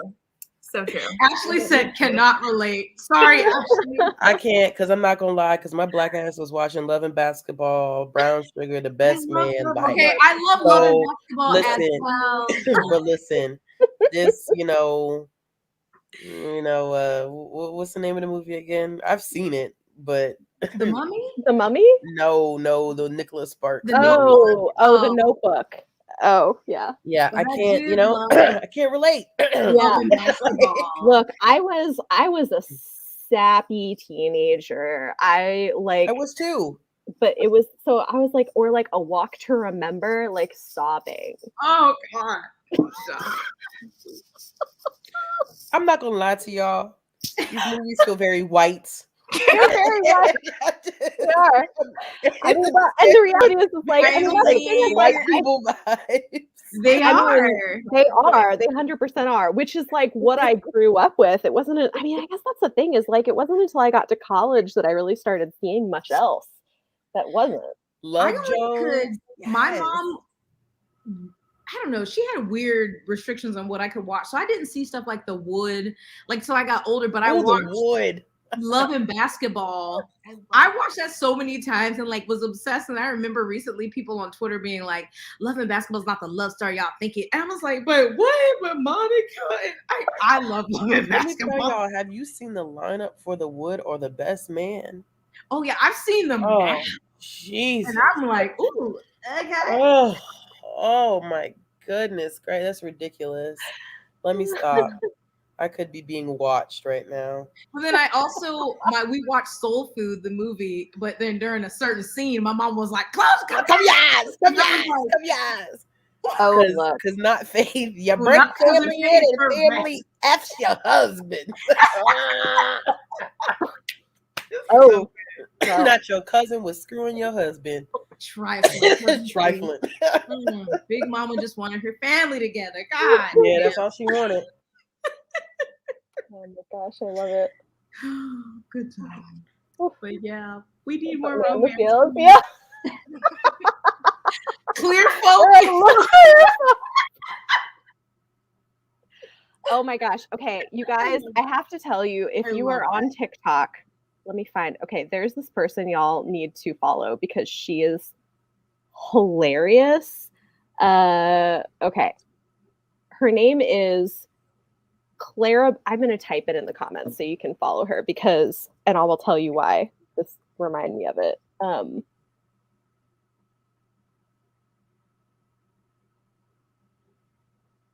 Okay. Oh, this is the person, Clarabelle. She does these videos that are hysterical, basically saying, what if ethnic Europeans were the minority? They're so funny. They're so funny. And she does it like in the workplace, in stores, in schools, experiencing like microaggressions, like, but as if it's like white people are the minority, and it's hysterical. Like, if you don't follow her, I highly recommend. Anyway, you're welcome. They're really good. I love 2005's Pride and Prejudice. Yeah. Yep, it was great. Okay, I am with y'all on that. Ashley, have you read The Beautiful Ones by Sylvia Moreno Garcia? The what? The Beautiful Ones by Sylvia No, Moreno. I have it on. Oh, okay. You have to read it. It's so If you look. like Pride and Prejudice from 2005, you will love The Beautiful Ones. Okay, I have it on audio. It's so good. Oh, you're It's so gonna good. love it. Oh my gosh. It's so good. It so is. good. It's like Pride and Prejudice with a little bit of the darkness you get from like a Jane Eyre type thing. So it's got that. Oh my gosh. It's so like good. Pride and I love Prejudice meets a telenovela with telekinesis. Yeah. Thank you. Yes. Somebody else has watched this person's reels. Yes. Oh, is she on Instagram too? So follow her. She's hilarious. People get mad about it too, and I'm like, why are you angry? Like, it's true. She's right. Anyway. I haven't read or watched Pride and Prejudice. My husband What? shows me every What? video. But you've watched A Walk to Remember and that other Don't Nicholas do Sparks that, movie? Ashley. Don't Yeah, do you gotta it get like canceled that, for real. okay? I'm about to cancel you, Oh. man. So you talking about you watched Ashley, you watched A second Walk time to you Remember canceled me and this year. Oh, the What's the- Cinderella with can't remember. Brandy. I loved that. That's the only Cinderella I acknowledge. Yeah. I mean, fair. let me tell you. Yeah, that's the only one. Yeah. I don't. It is. I watched the new one, I haven't. I heard about it, and it did not look good.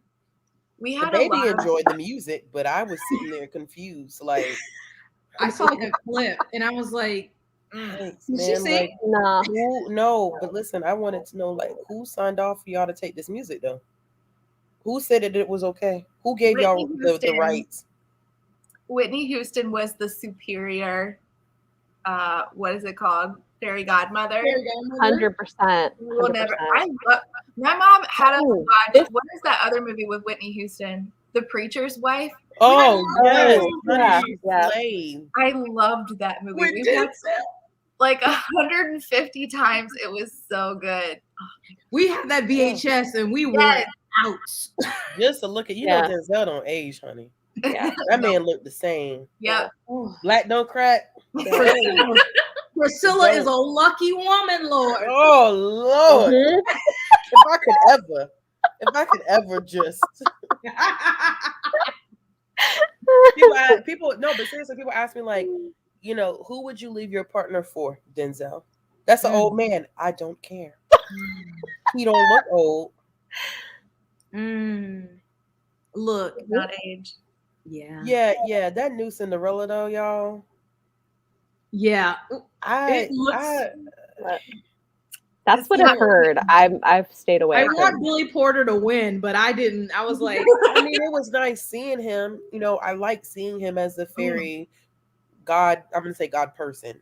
You know, but I mean, boy, like, who gave y'all? why? Who said that this was? Who watched this and said this is what we're going for? Like, this is what we've aimed for. And then, man, like, and she can't act. Camilla can't act. She can't act to save her life. So It's, again, not to bring up once again the superior the bodyguard. Whitney Houston.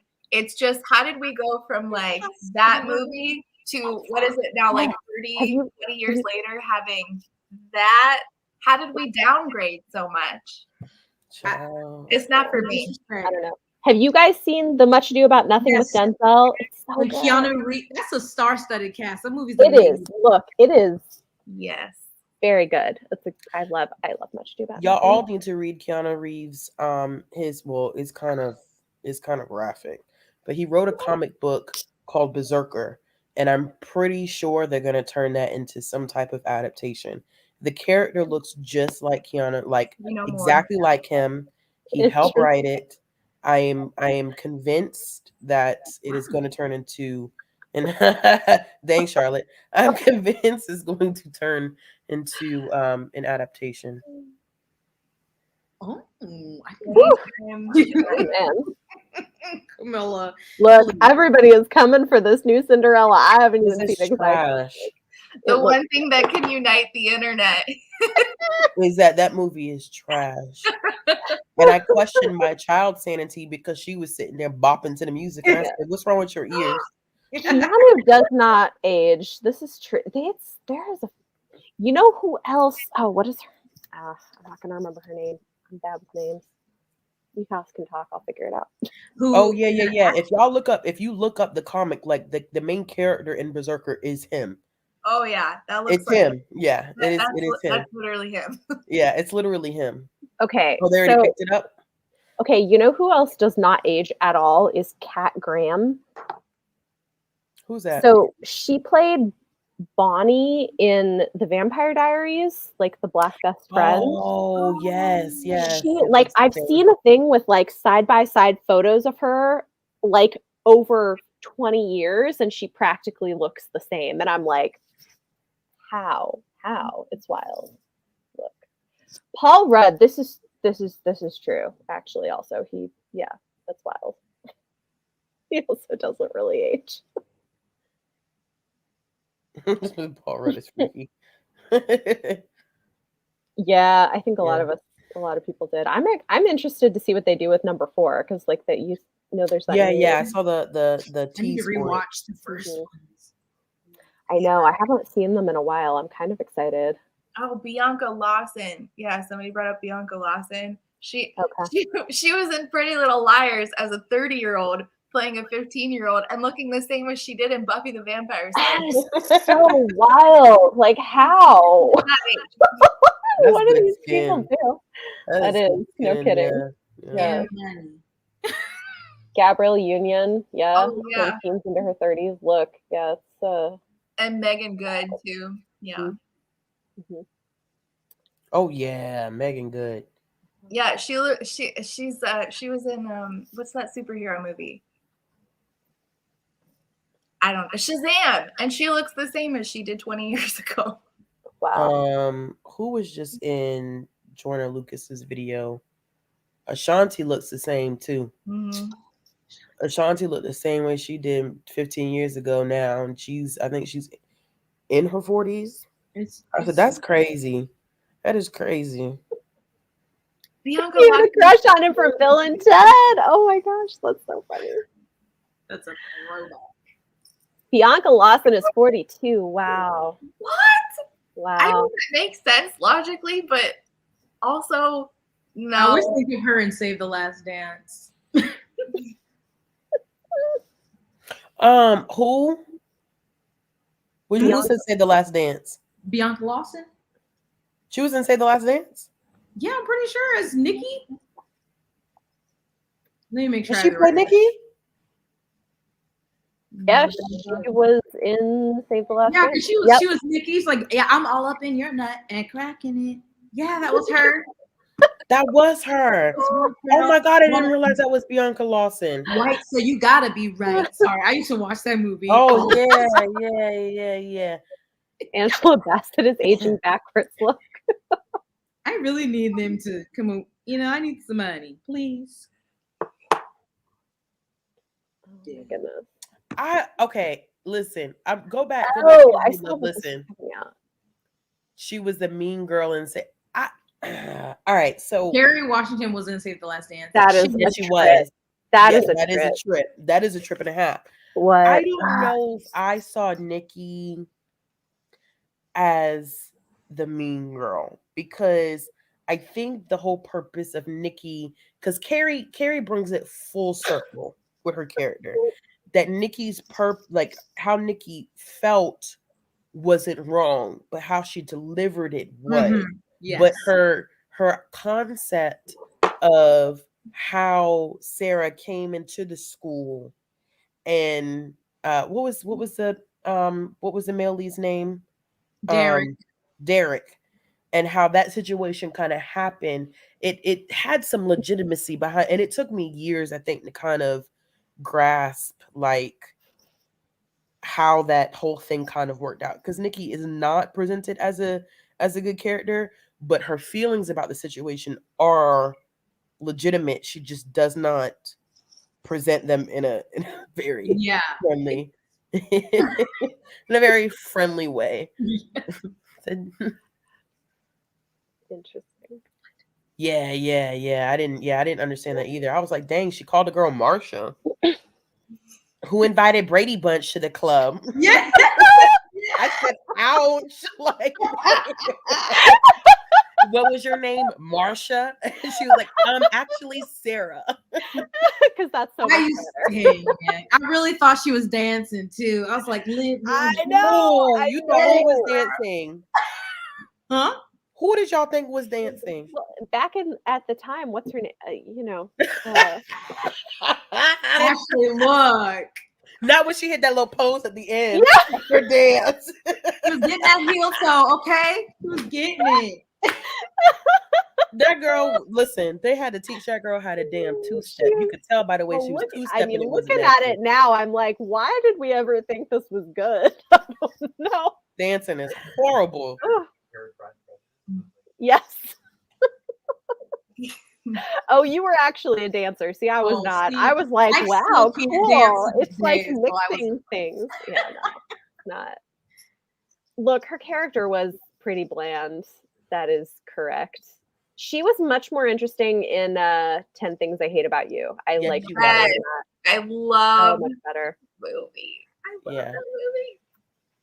Oh yeah, and Bring It On, like that was corny too. Because Omarion can't act to save his life. So corny. Just Okay, I saw so like a thing that will maybe make you feel old. I saw a thing on TikTok. Somebody I think who was like a high school teacher. You know how they do like school spirit days with like dress up days and stuff. Mhm. They did a dress like the 2000s. No. I was like, oh no. Oh For no. I For feel what? personally Why? attacked. But listen, the 2000s though, we were wearing some wild stuff though. We were. I mean, we All were. tees? Yeah. Ooh. Yeah. There's Tall TikToks tees? about that. That I liked the belts over the shirt on top of the pants. Yes. The belt did not actually go through belt loops. No. Oh yeah, Or no, the no. belt right No. here. Yes. Which is Perfect. fine if you're wearing a dress, but like you don't. Yeah, there were a lot of things. There was I think it was a TikTok, and she was like going through Yes. 2000s fashion. She's like, oh, what? She was like the ties. We're just wearing a tie over like a tank top, or just all the layers. So many layers, like a tank top and another tank Yes. top, tank top, popped collars. Isabella, thank you for making us all feel very old. It's fine. Oh, honey. It's okay. Yikes. Lugs and tight jeans. Oh yes, Okay. the layered tank tops. Yeah. No. First of all, they still do Oh yeah. Uggs Yeah. here in the South with shorts and sweatshirts in the fall. I'm like, bro, y'all so damn confused. How you walking around campus with Uggs on, Yeah. Norts, Nike shorts, and a sweatshirt? Like, Don't talk about oh it. yeah, no, let's not Hayden talk about what is Panettiere. Hayden, what's her name? Hayden Panettiere. Oh God, it's man. so bad. Oh No. man. No, I didn't like that one. No. Oh man. Yeah. Listen. Miss The WOC Reader, Oh, the God. Chinese slippers. That's what Oh we used to God, call. no! Oh my god. Oh, Oh my I had god. forgotten And you had about that. Oh my flowy gosh. hair. I never had them, but like I did. oh, I shoot. had so many of them. That must have skipped Florida because I have no idea what you guys are talking about. It's like they were because you used to get them from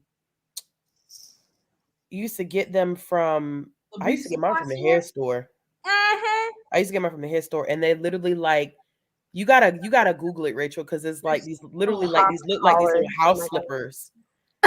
I And never they- had any. You didn't have any of the slippers? No, but every girl at school did, but I didn't like them. Oh yeah, you're right. You're right, because yeah, you're right. I was very much like I'm wearing rainbow flip flops and shirts from Palmetto Moon. Oh, you were okay. I was Okay. very preppy in high school. I was like, I I'm only see. wearing like Abercrombie and American Eagle. Oh, you were that person. Okay. Not this. Yes. Yes, girl. Yes. Yes. My grandma had those.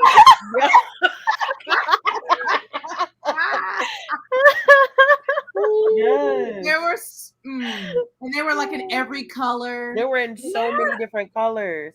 Ooh, Beth. Oh my God, you had 50s parties in the high school in the 70s. I mean, yeah, it's like about a 20-year thing. And like when I was in high school, it was like the 80s.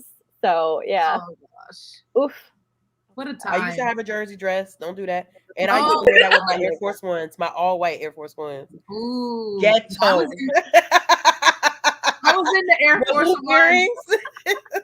Actually, since we had an overlap, I remember that when a new pair of Air Force Ones would come out, all the guys in high school, since it was like big tall tee season, Yes, tall tees. have like a matching tall tee, and it might have been airbrushed. Yes, and another t-shirt under it, of course, with their Jabot jeans that were at the knee. I forgot about Jabots.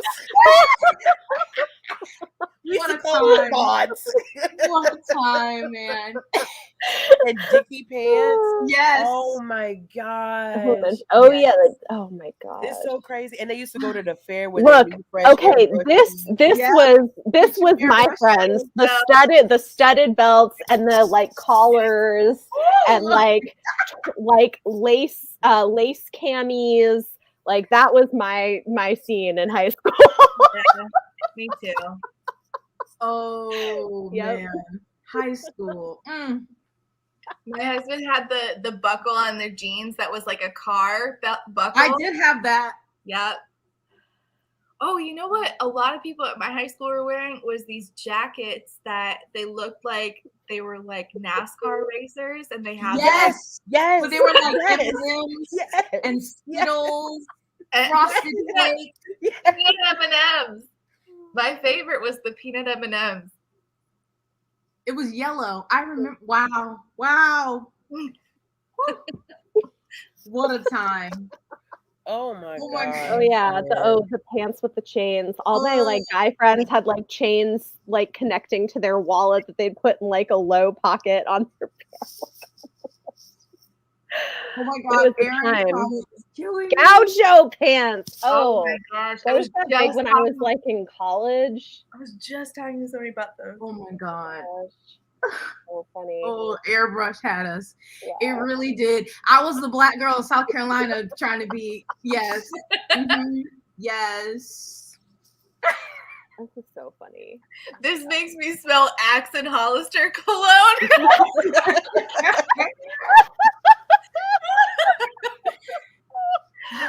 A time. Look. Oh my I gosh. can't believe that they're dressing as the, I'm offended. Okay. So school uniforms and books. Oh no, not school uniforms. That's We did not. okay. So question then. Where did everybody live like at this like in high school? Because I think that's Me and Jess went to the same high school. Really?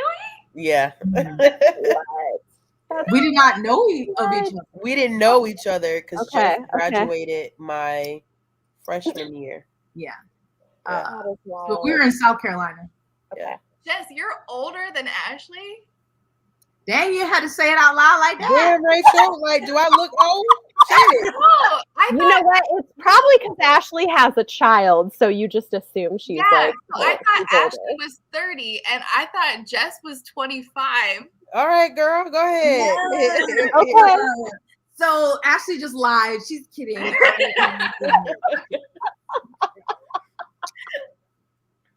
How old are you, Jess? I know you're not.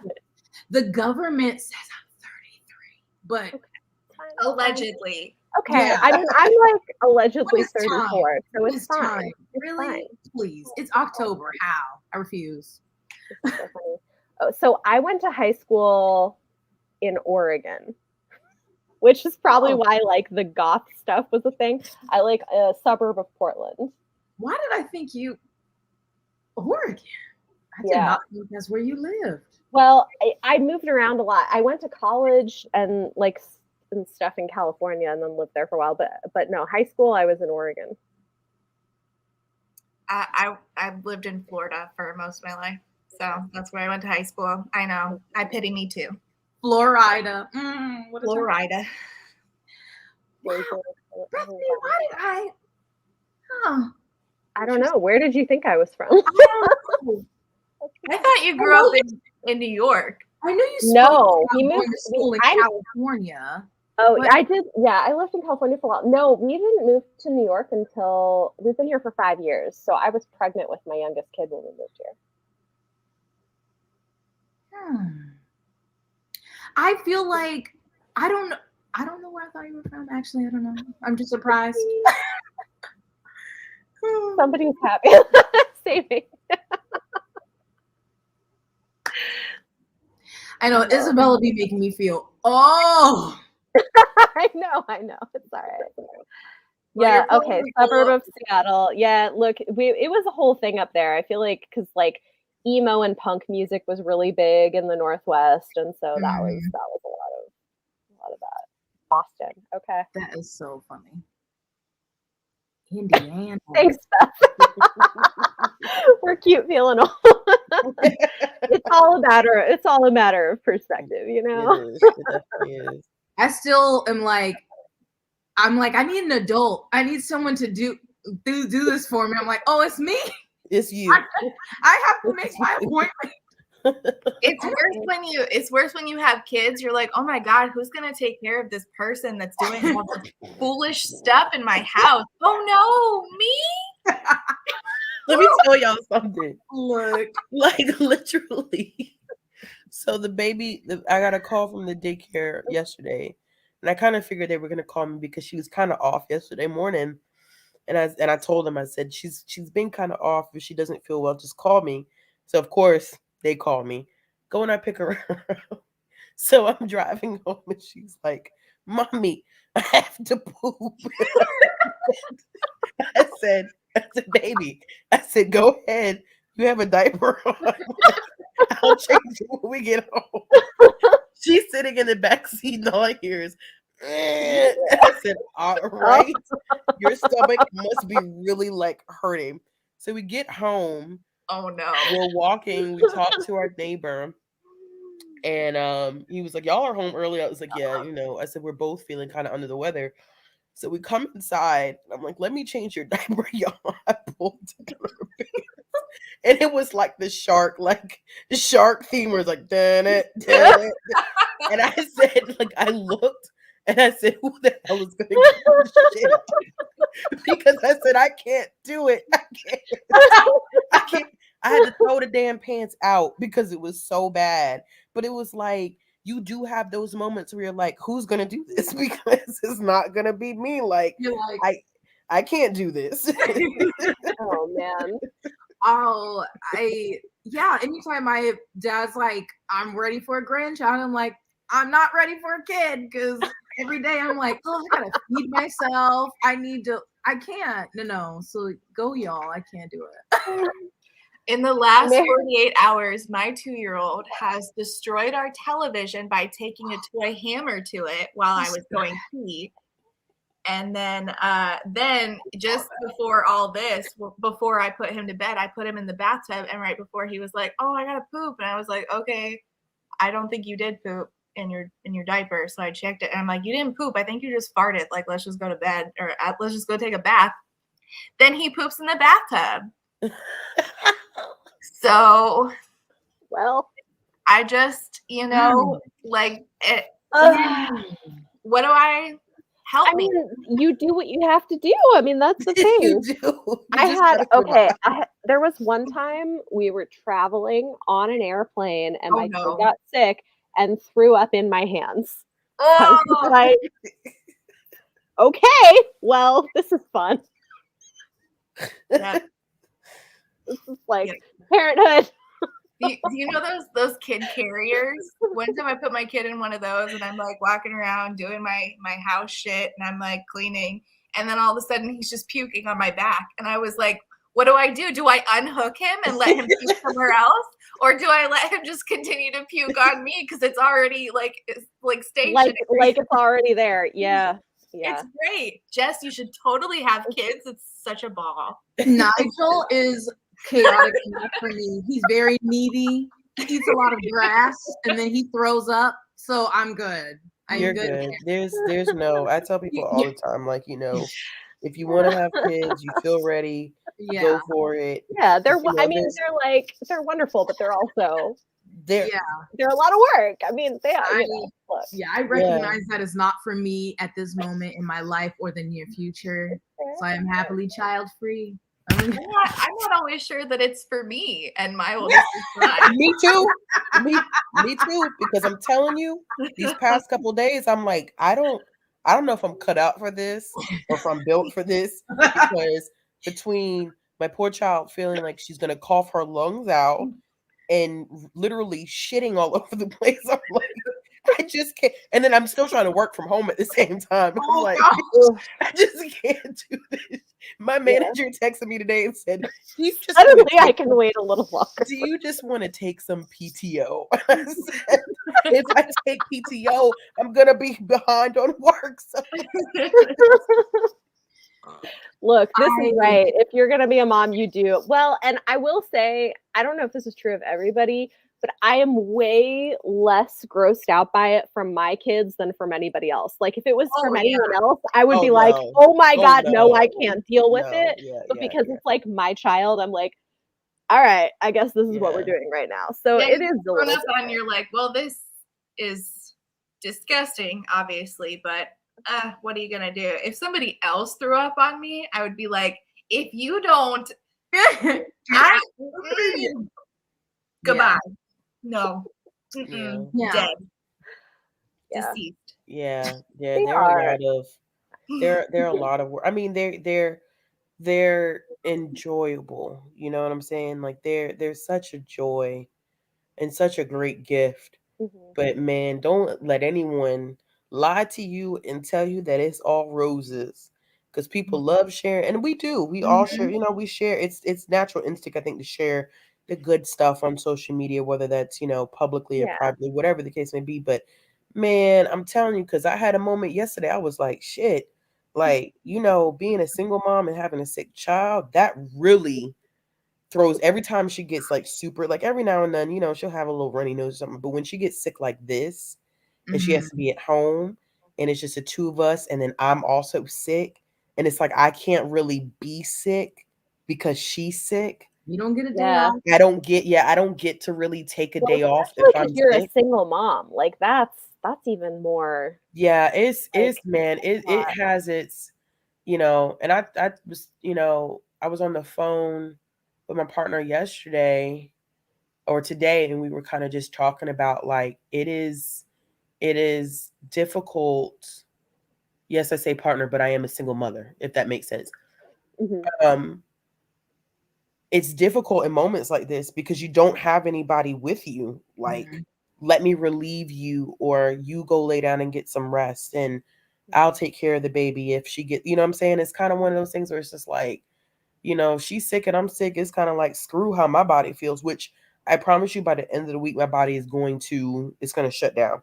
Because Yeah. right now I'm just going off of adrenaline. Like I think I actually ended up being more sick than what she really was, but I won't allow my body to feel it because she needs me to be on a somewhat of 100% in order to function. Yeah. Yeah. Look, find a single Right. grandpa. I love Beth, Big get it. cookie. I love that.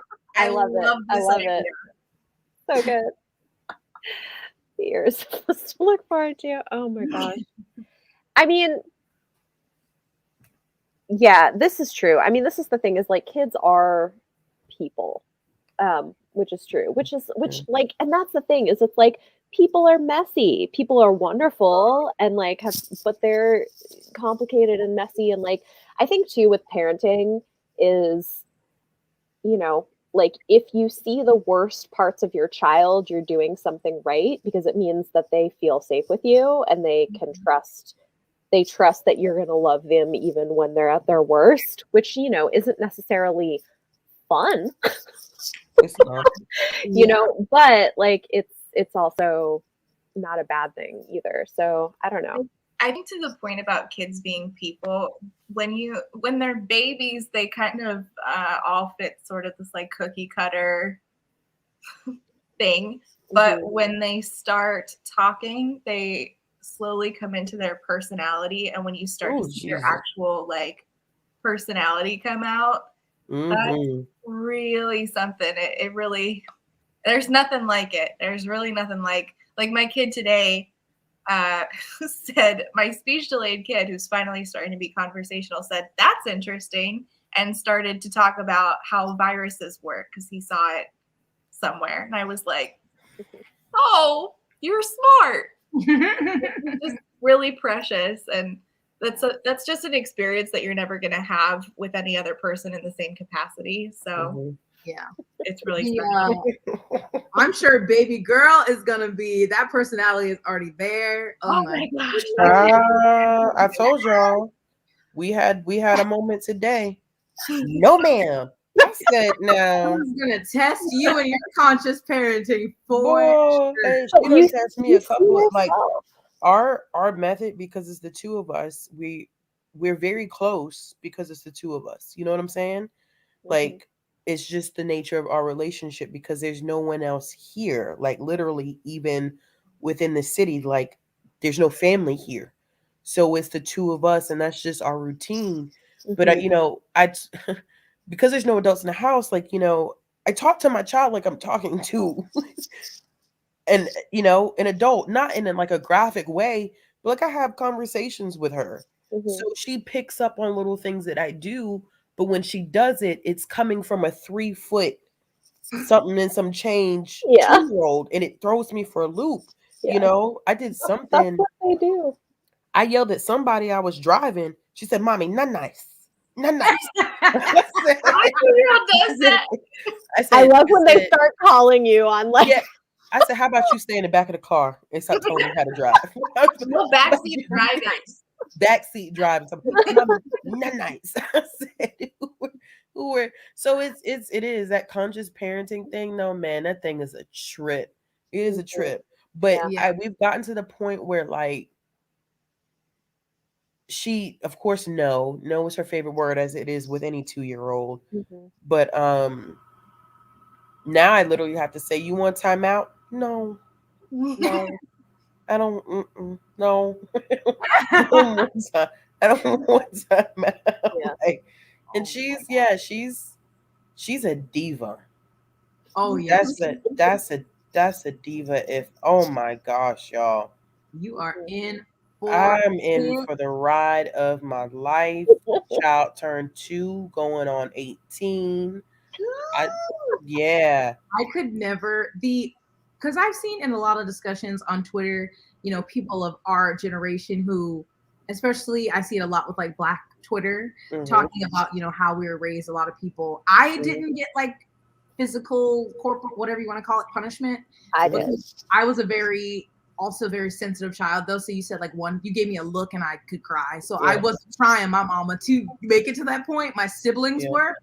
And just seeing all those things and people, trying to be more conscious and intentional with their parenting. And I know that it's not hard. I feel bad when I yell at my dog. So I'm like, I don't need to, I just recognize things in my person and my personality and where I am that I'm just like, I don't think I could be the parent I want to be. I also told Andrew that if we had children, I would be having those parents that lived through their children. I'm like, okay, well, I wasn't an accomplished athlete or musician, so I'm gonna need I'm gonna be stage mom. And I'm like, no, so I'm just gonna not. I'm just gonna not. It's not easy, especially I think parenting, culturally definitely looks a lot different in the Black community, and how we laugh about it now. Yeah. As adults, but it really is extremely traumatic. Like having a parent tell you, "I'm finna slap the black off of you," or "I'm gonna be on your ass like white on rice." Like, like little phrases like that. We laugh about it now, but I think it is very traumatizing, and it causes such fractured relationships with your parents. You don't feel like you go to your parents for anything. You're scared of your parents.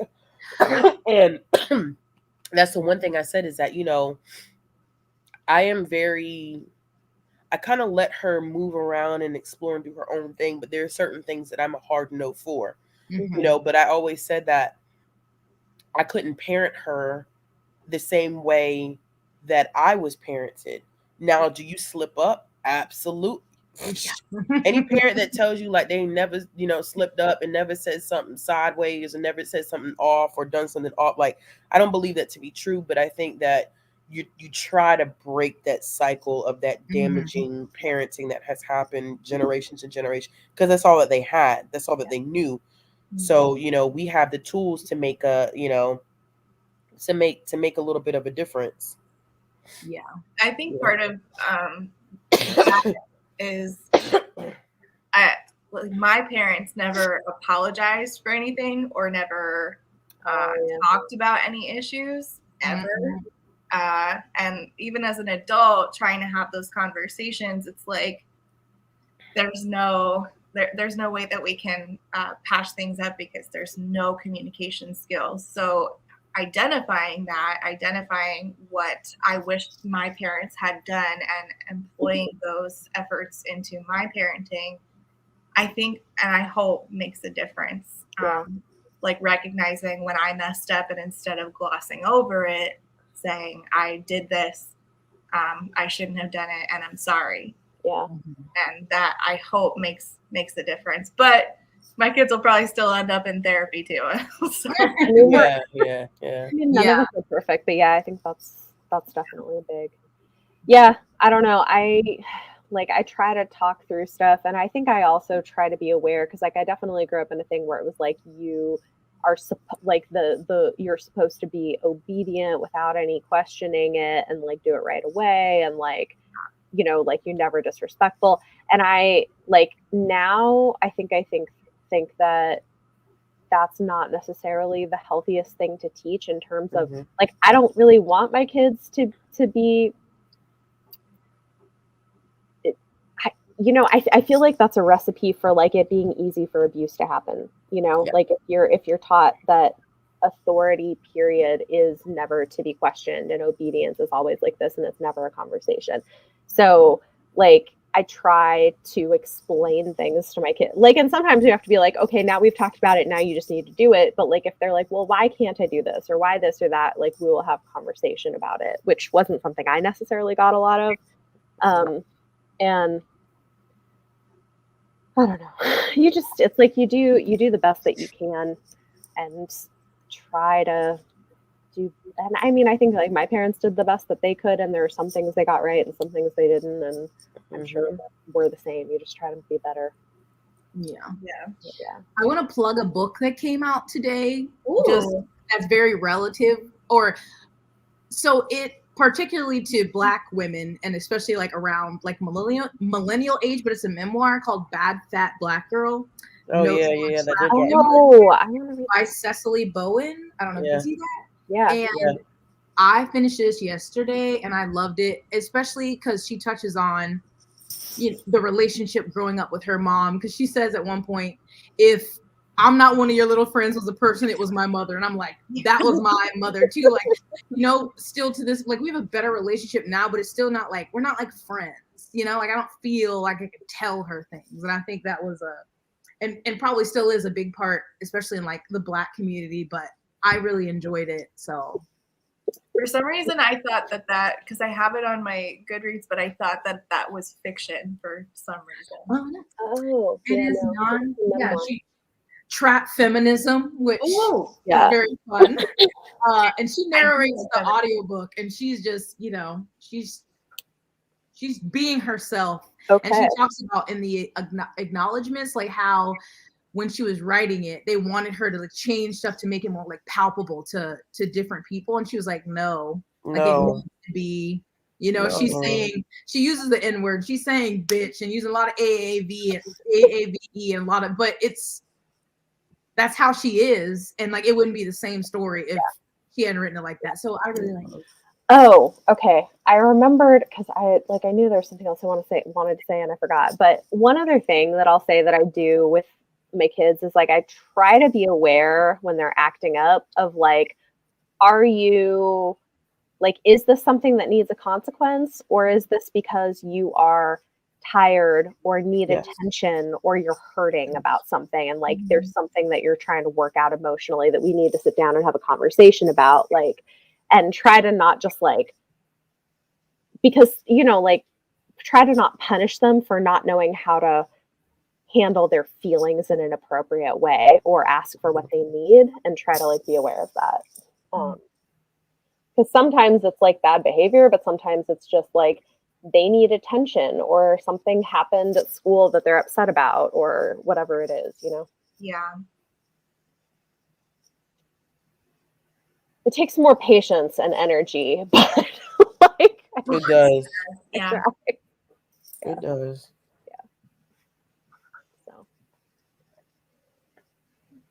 Heather, you're so right. Having a drink of water. My first thing whenever my 5-year-old is having a moment is maybe let's get some water first. Maybe let's just go drink some water and see how we feel after that. God bless you all on your journey of parenthood. Thank you. I need it. I need it too. There's too much poop in bathtubs and broken television. I do think if you can take the time, like, and I'm, it's all these things I try to do, and it's not all the time or perfectly, but like, we've also tried to periodically split up and each take one of our kids out to do something by themselves and like spend some time just with them, because sometimes that also changes the dynamic where like siblings can like egg each other on, and it is kind of cool because then you get to know your kid in a different way. Like if you have multiples where you're like, oh, okay, like you are your own little person, and like, I don't know. It's true. So, anyway, all right, we've gotten, I mean, dramatically off topic, which is not shocking at this point in a live stream. So I'm surprised so many people are still here with us. Important conversation. They are important conversations. True. But we are at like almost 2.5 hours. So I feel like that might be a good time to wrap up. I know we've been talking a while. Ashley, I feel like anytime I do a live stream with you, this happens. Oh wow! Don't put it all on me. No, I'm not saying it's your fault. I'm just saying that like it seems to be the case that more often than not, when we're on a live stream together, it goes for a really long time. Always. Funny. Great. Yes. I mean, yes, but also you're the grown up, you know? Yeah. I mean, and so yeah, like this definitely happens but like it's this combination of like, if they need attention, there are times where like, if I'm working or something and I'm like, I can't, where I'll sit down and be like, look, I understand that you need some attention. You need some time. Let's put it in my schedule. And my kids know that like, if I put something in my calendar, I will make it happen. And so, you know, sometimes I'll be like, look, I can't do this right now. I know that you want to spend time with me and talk to me, and I would love to do that. Like, let's plan a time for within the next like day or something where we will go and spend some time together and talk or whatever. Unless it's something immediate where they really need it. So yeah, I mean, like, and sometimes you can't because you have work to do or something. And like, but I communicate with them and I'm saying, I hear you, I understand what you need, and we're going to make that a priority. And here's how we're going to make that happen is how I've handled it.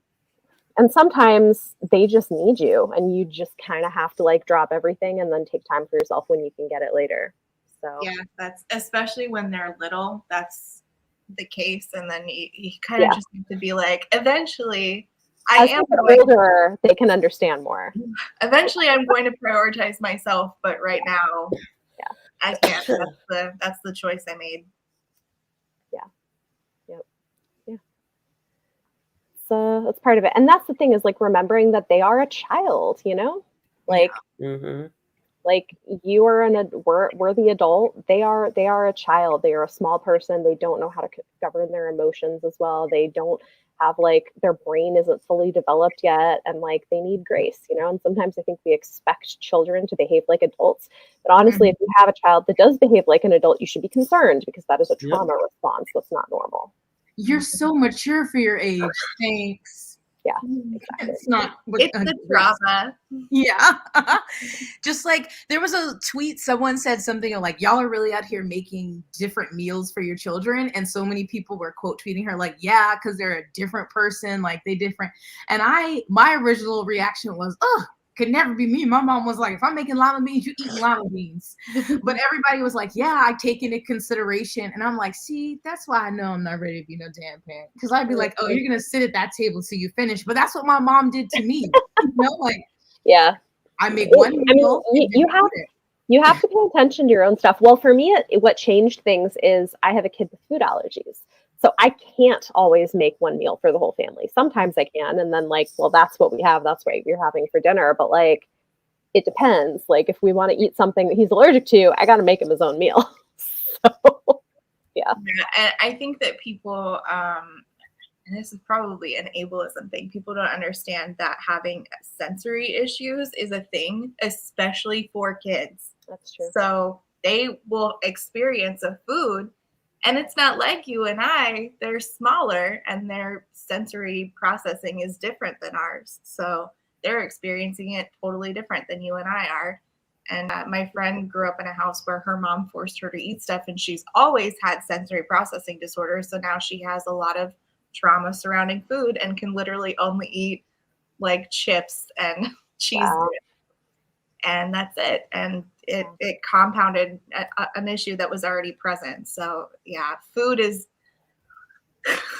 a whole thing. If my kid wants soup and we made rice and fish for dinner, I'll warm up some soup. It's soup. I don't give a shit. Like, as long as you eat and go to bed on time.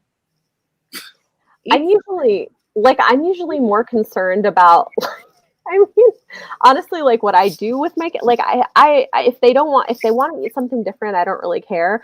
I will be more like, no, you cannot have cereal when you just had bread and a bagel. You must eat something with protein or some fruits and veggies. Sorry. Here are 5 choices of things you can eat right now. That I do. Choices are key. Choices make everything so much easier because then they feel like they have some control. They feel like they have some control of it. Yeah. So true. Yeah. Yeah. Digesting. I'm blessed enough that I do not have a child that's like, she has some allergies, but she's also not super picky. She's a powerhouse eater, meaning that I don't know where she puts it because it's just like, she had beef stroganoff and blackberries for dinner in like good portions, and was like 30 minutes later, mommy, eat. I was like, you just ate dinner. Oh, that's me. That's how I feel. I said, would you like some crackers and water or some more fruit? Mm-hmm.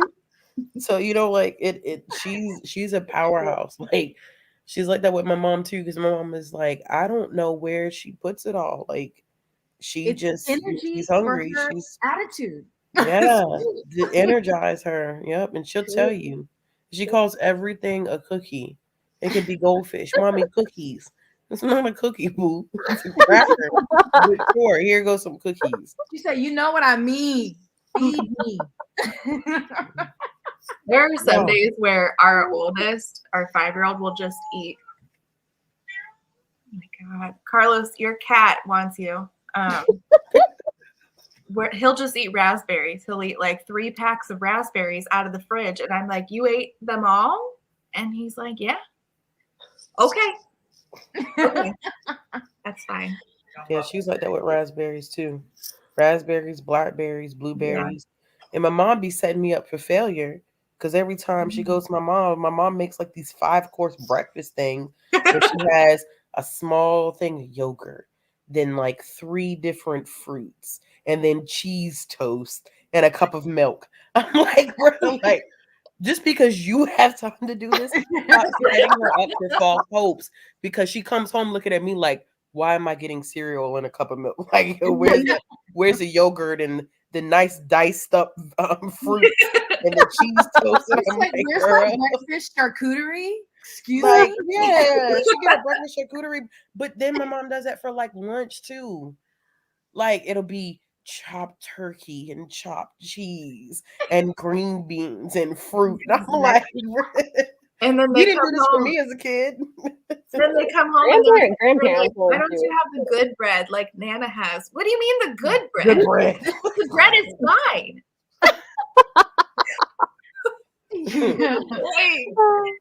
We're pretty like bread my mother buys. Good Lord.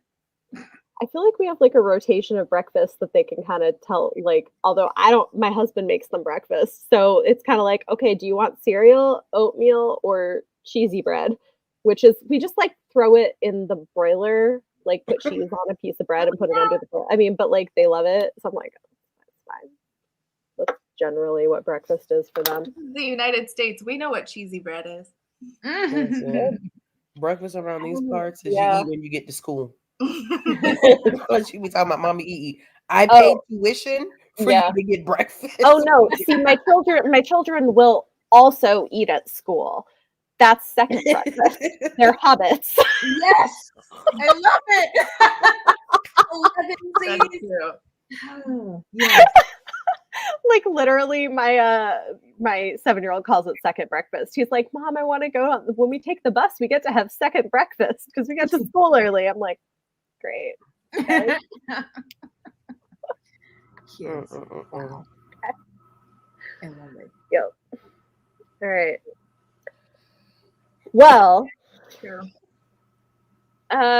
You know, everybody do your best with your kids. Read what you want, make it entertainment or education, ideally a mix of both. And like, Try some you know, nonfiction. try some, yeah, you know, expand your horizons occasionally, but also read what you like. It's fine. It's all fine. This is true. Oh, yeah. Started. All right. I think we're gonna say that's good. Thank you everybody for hanging out with us, and have a good night. We will see you later. Bye.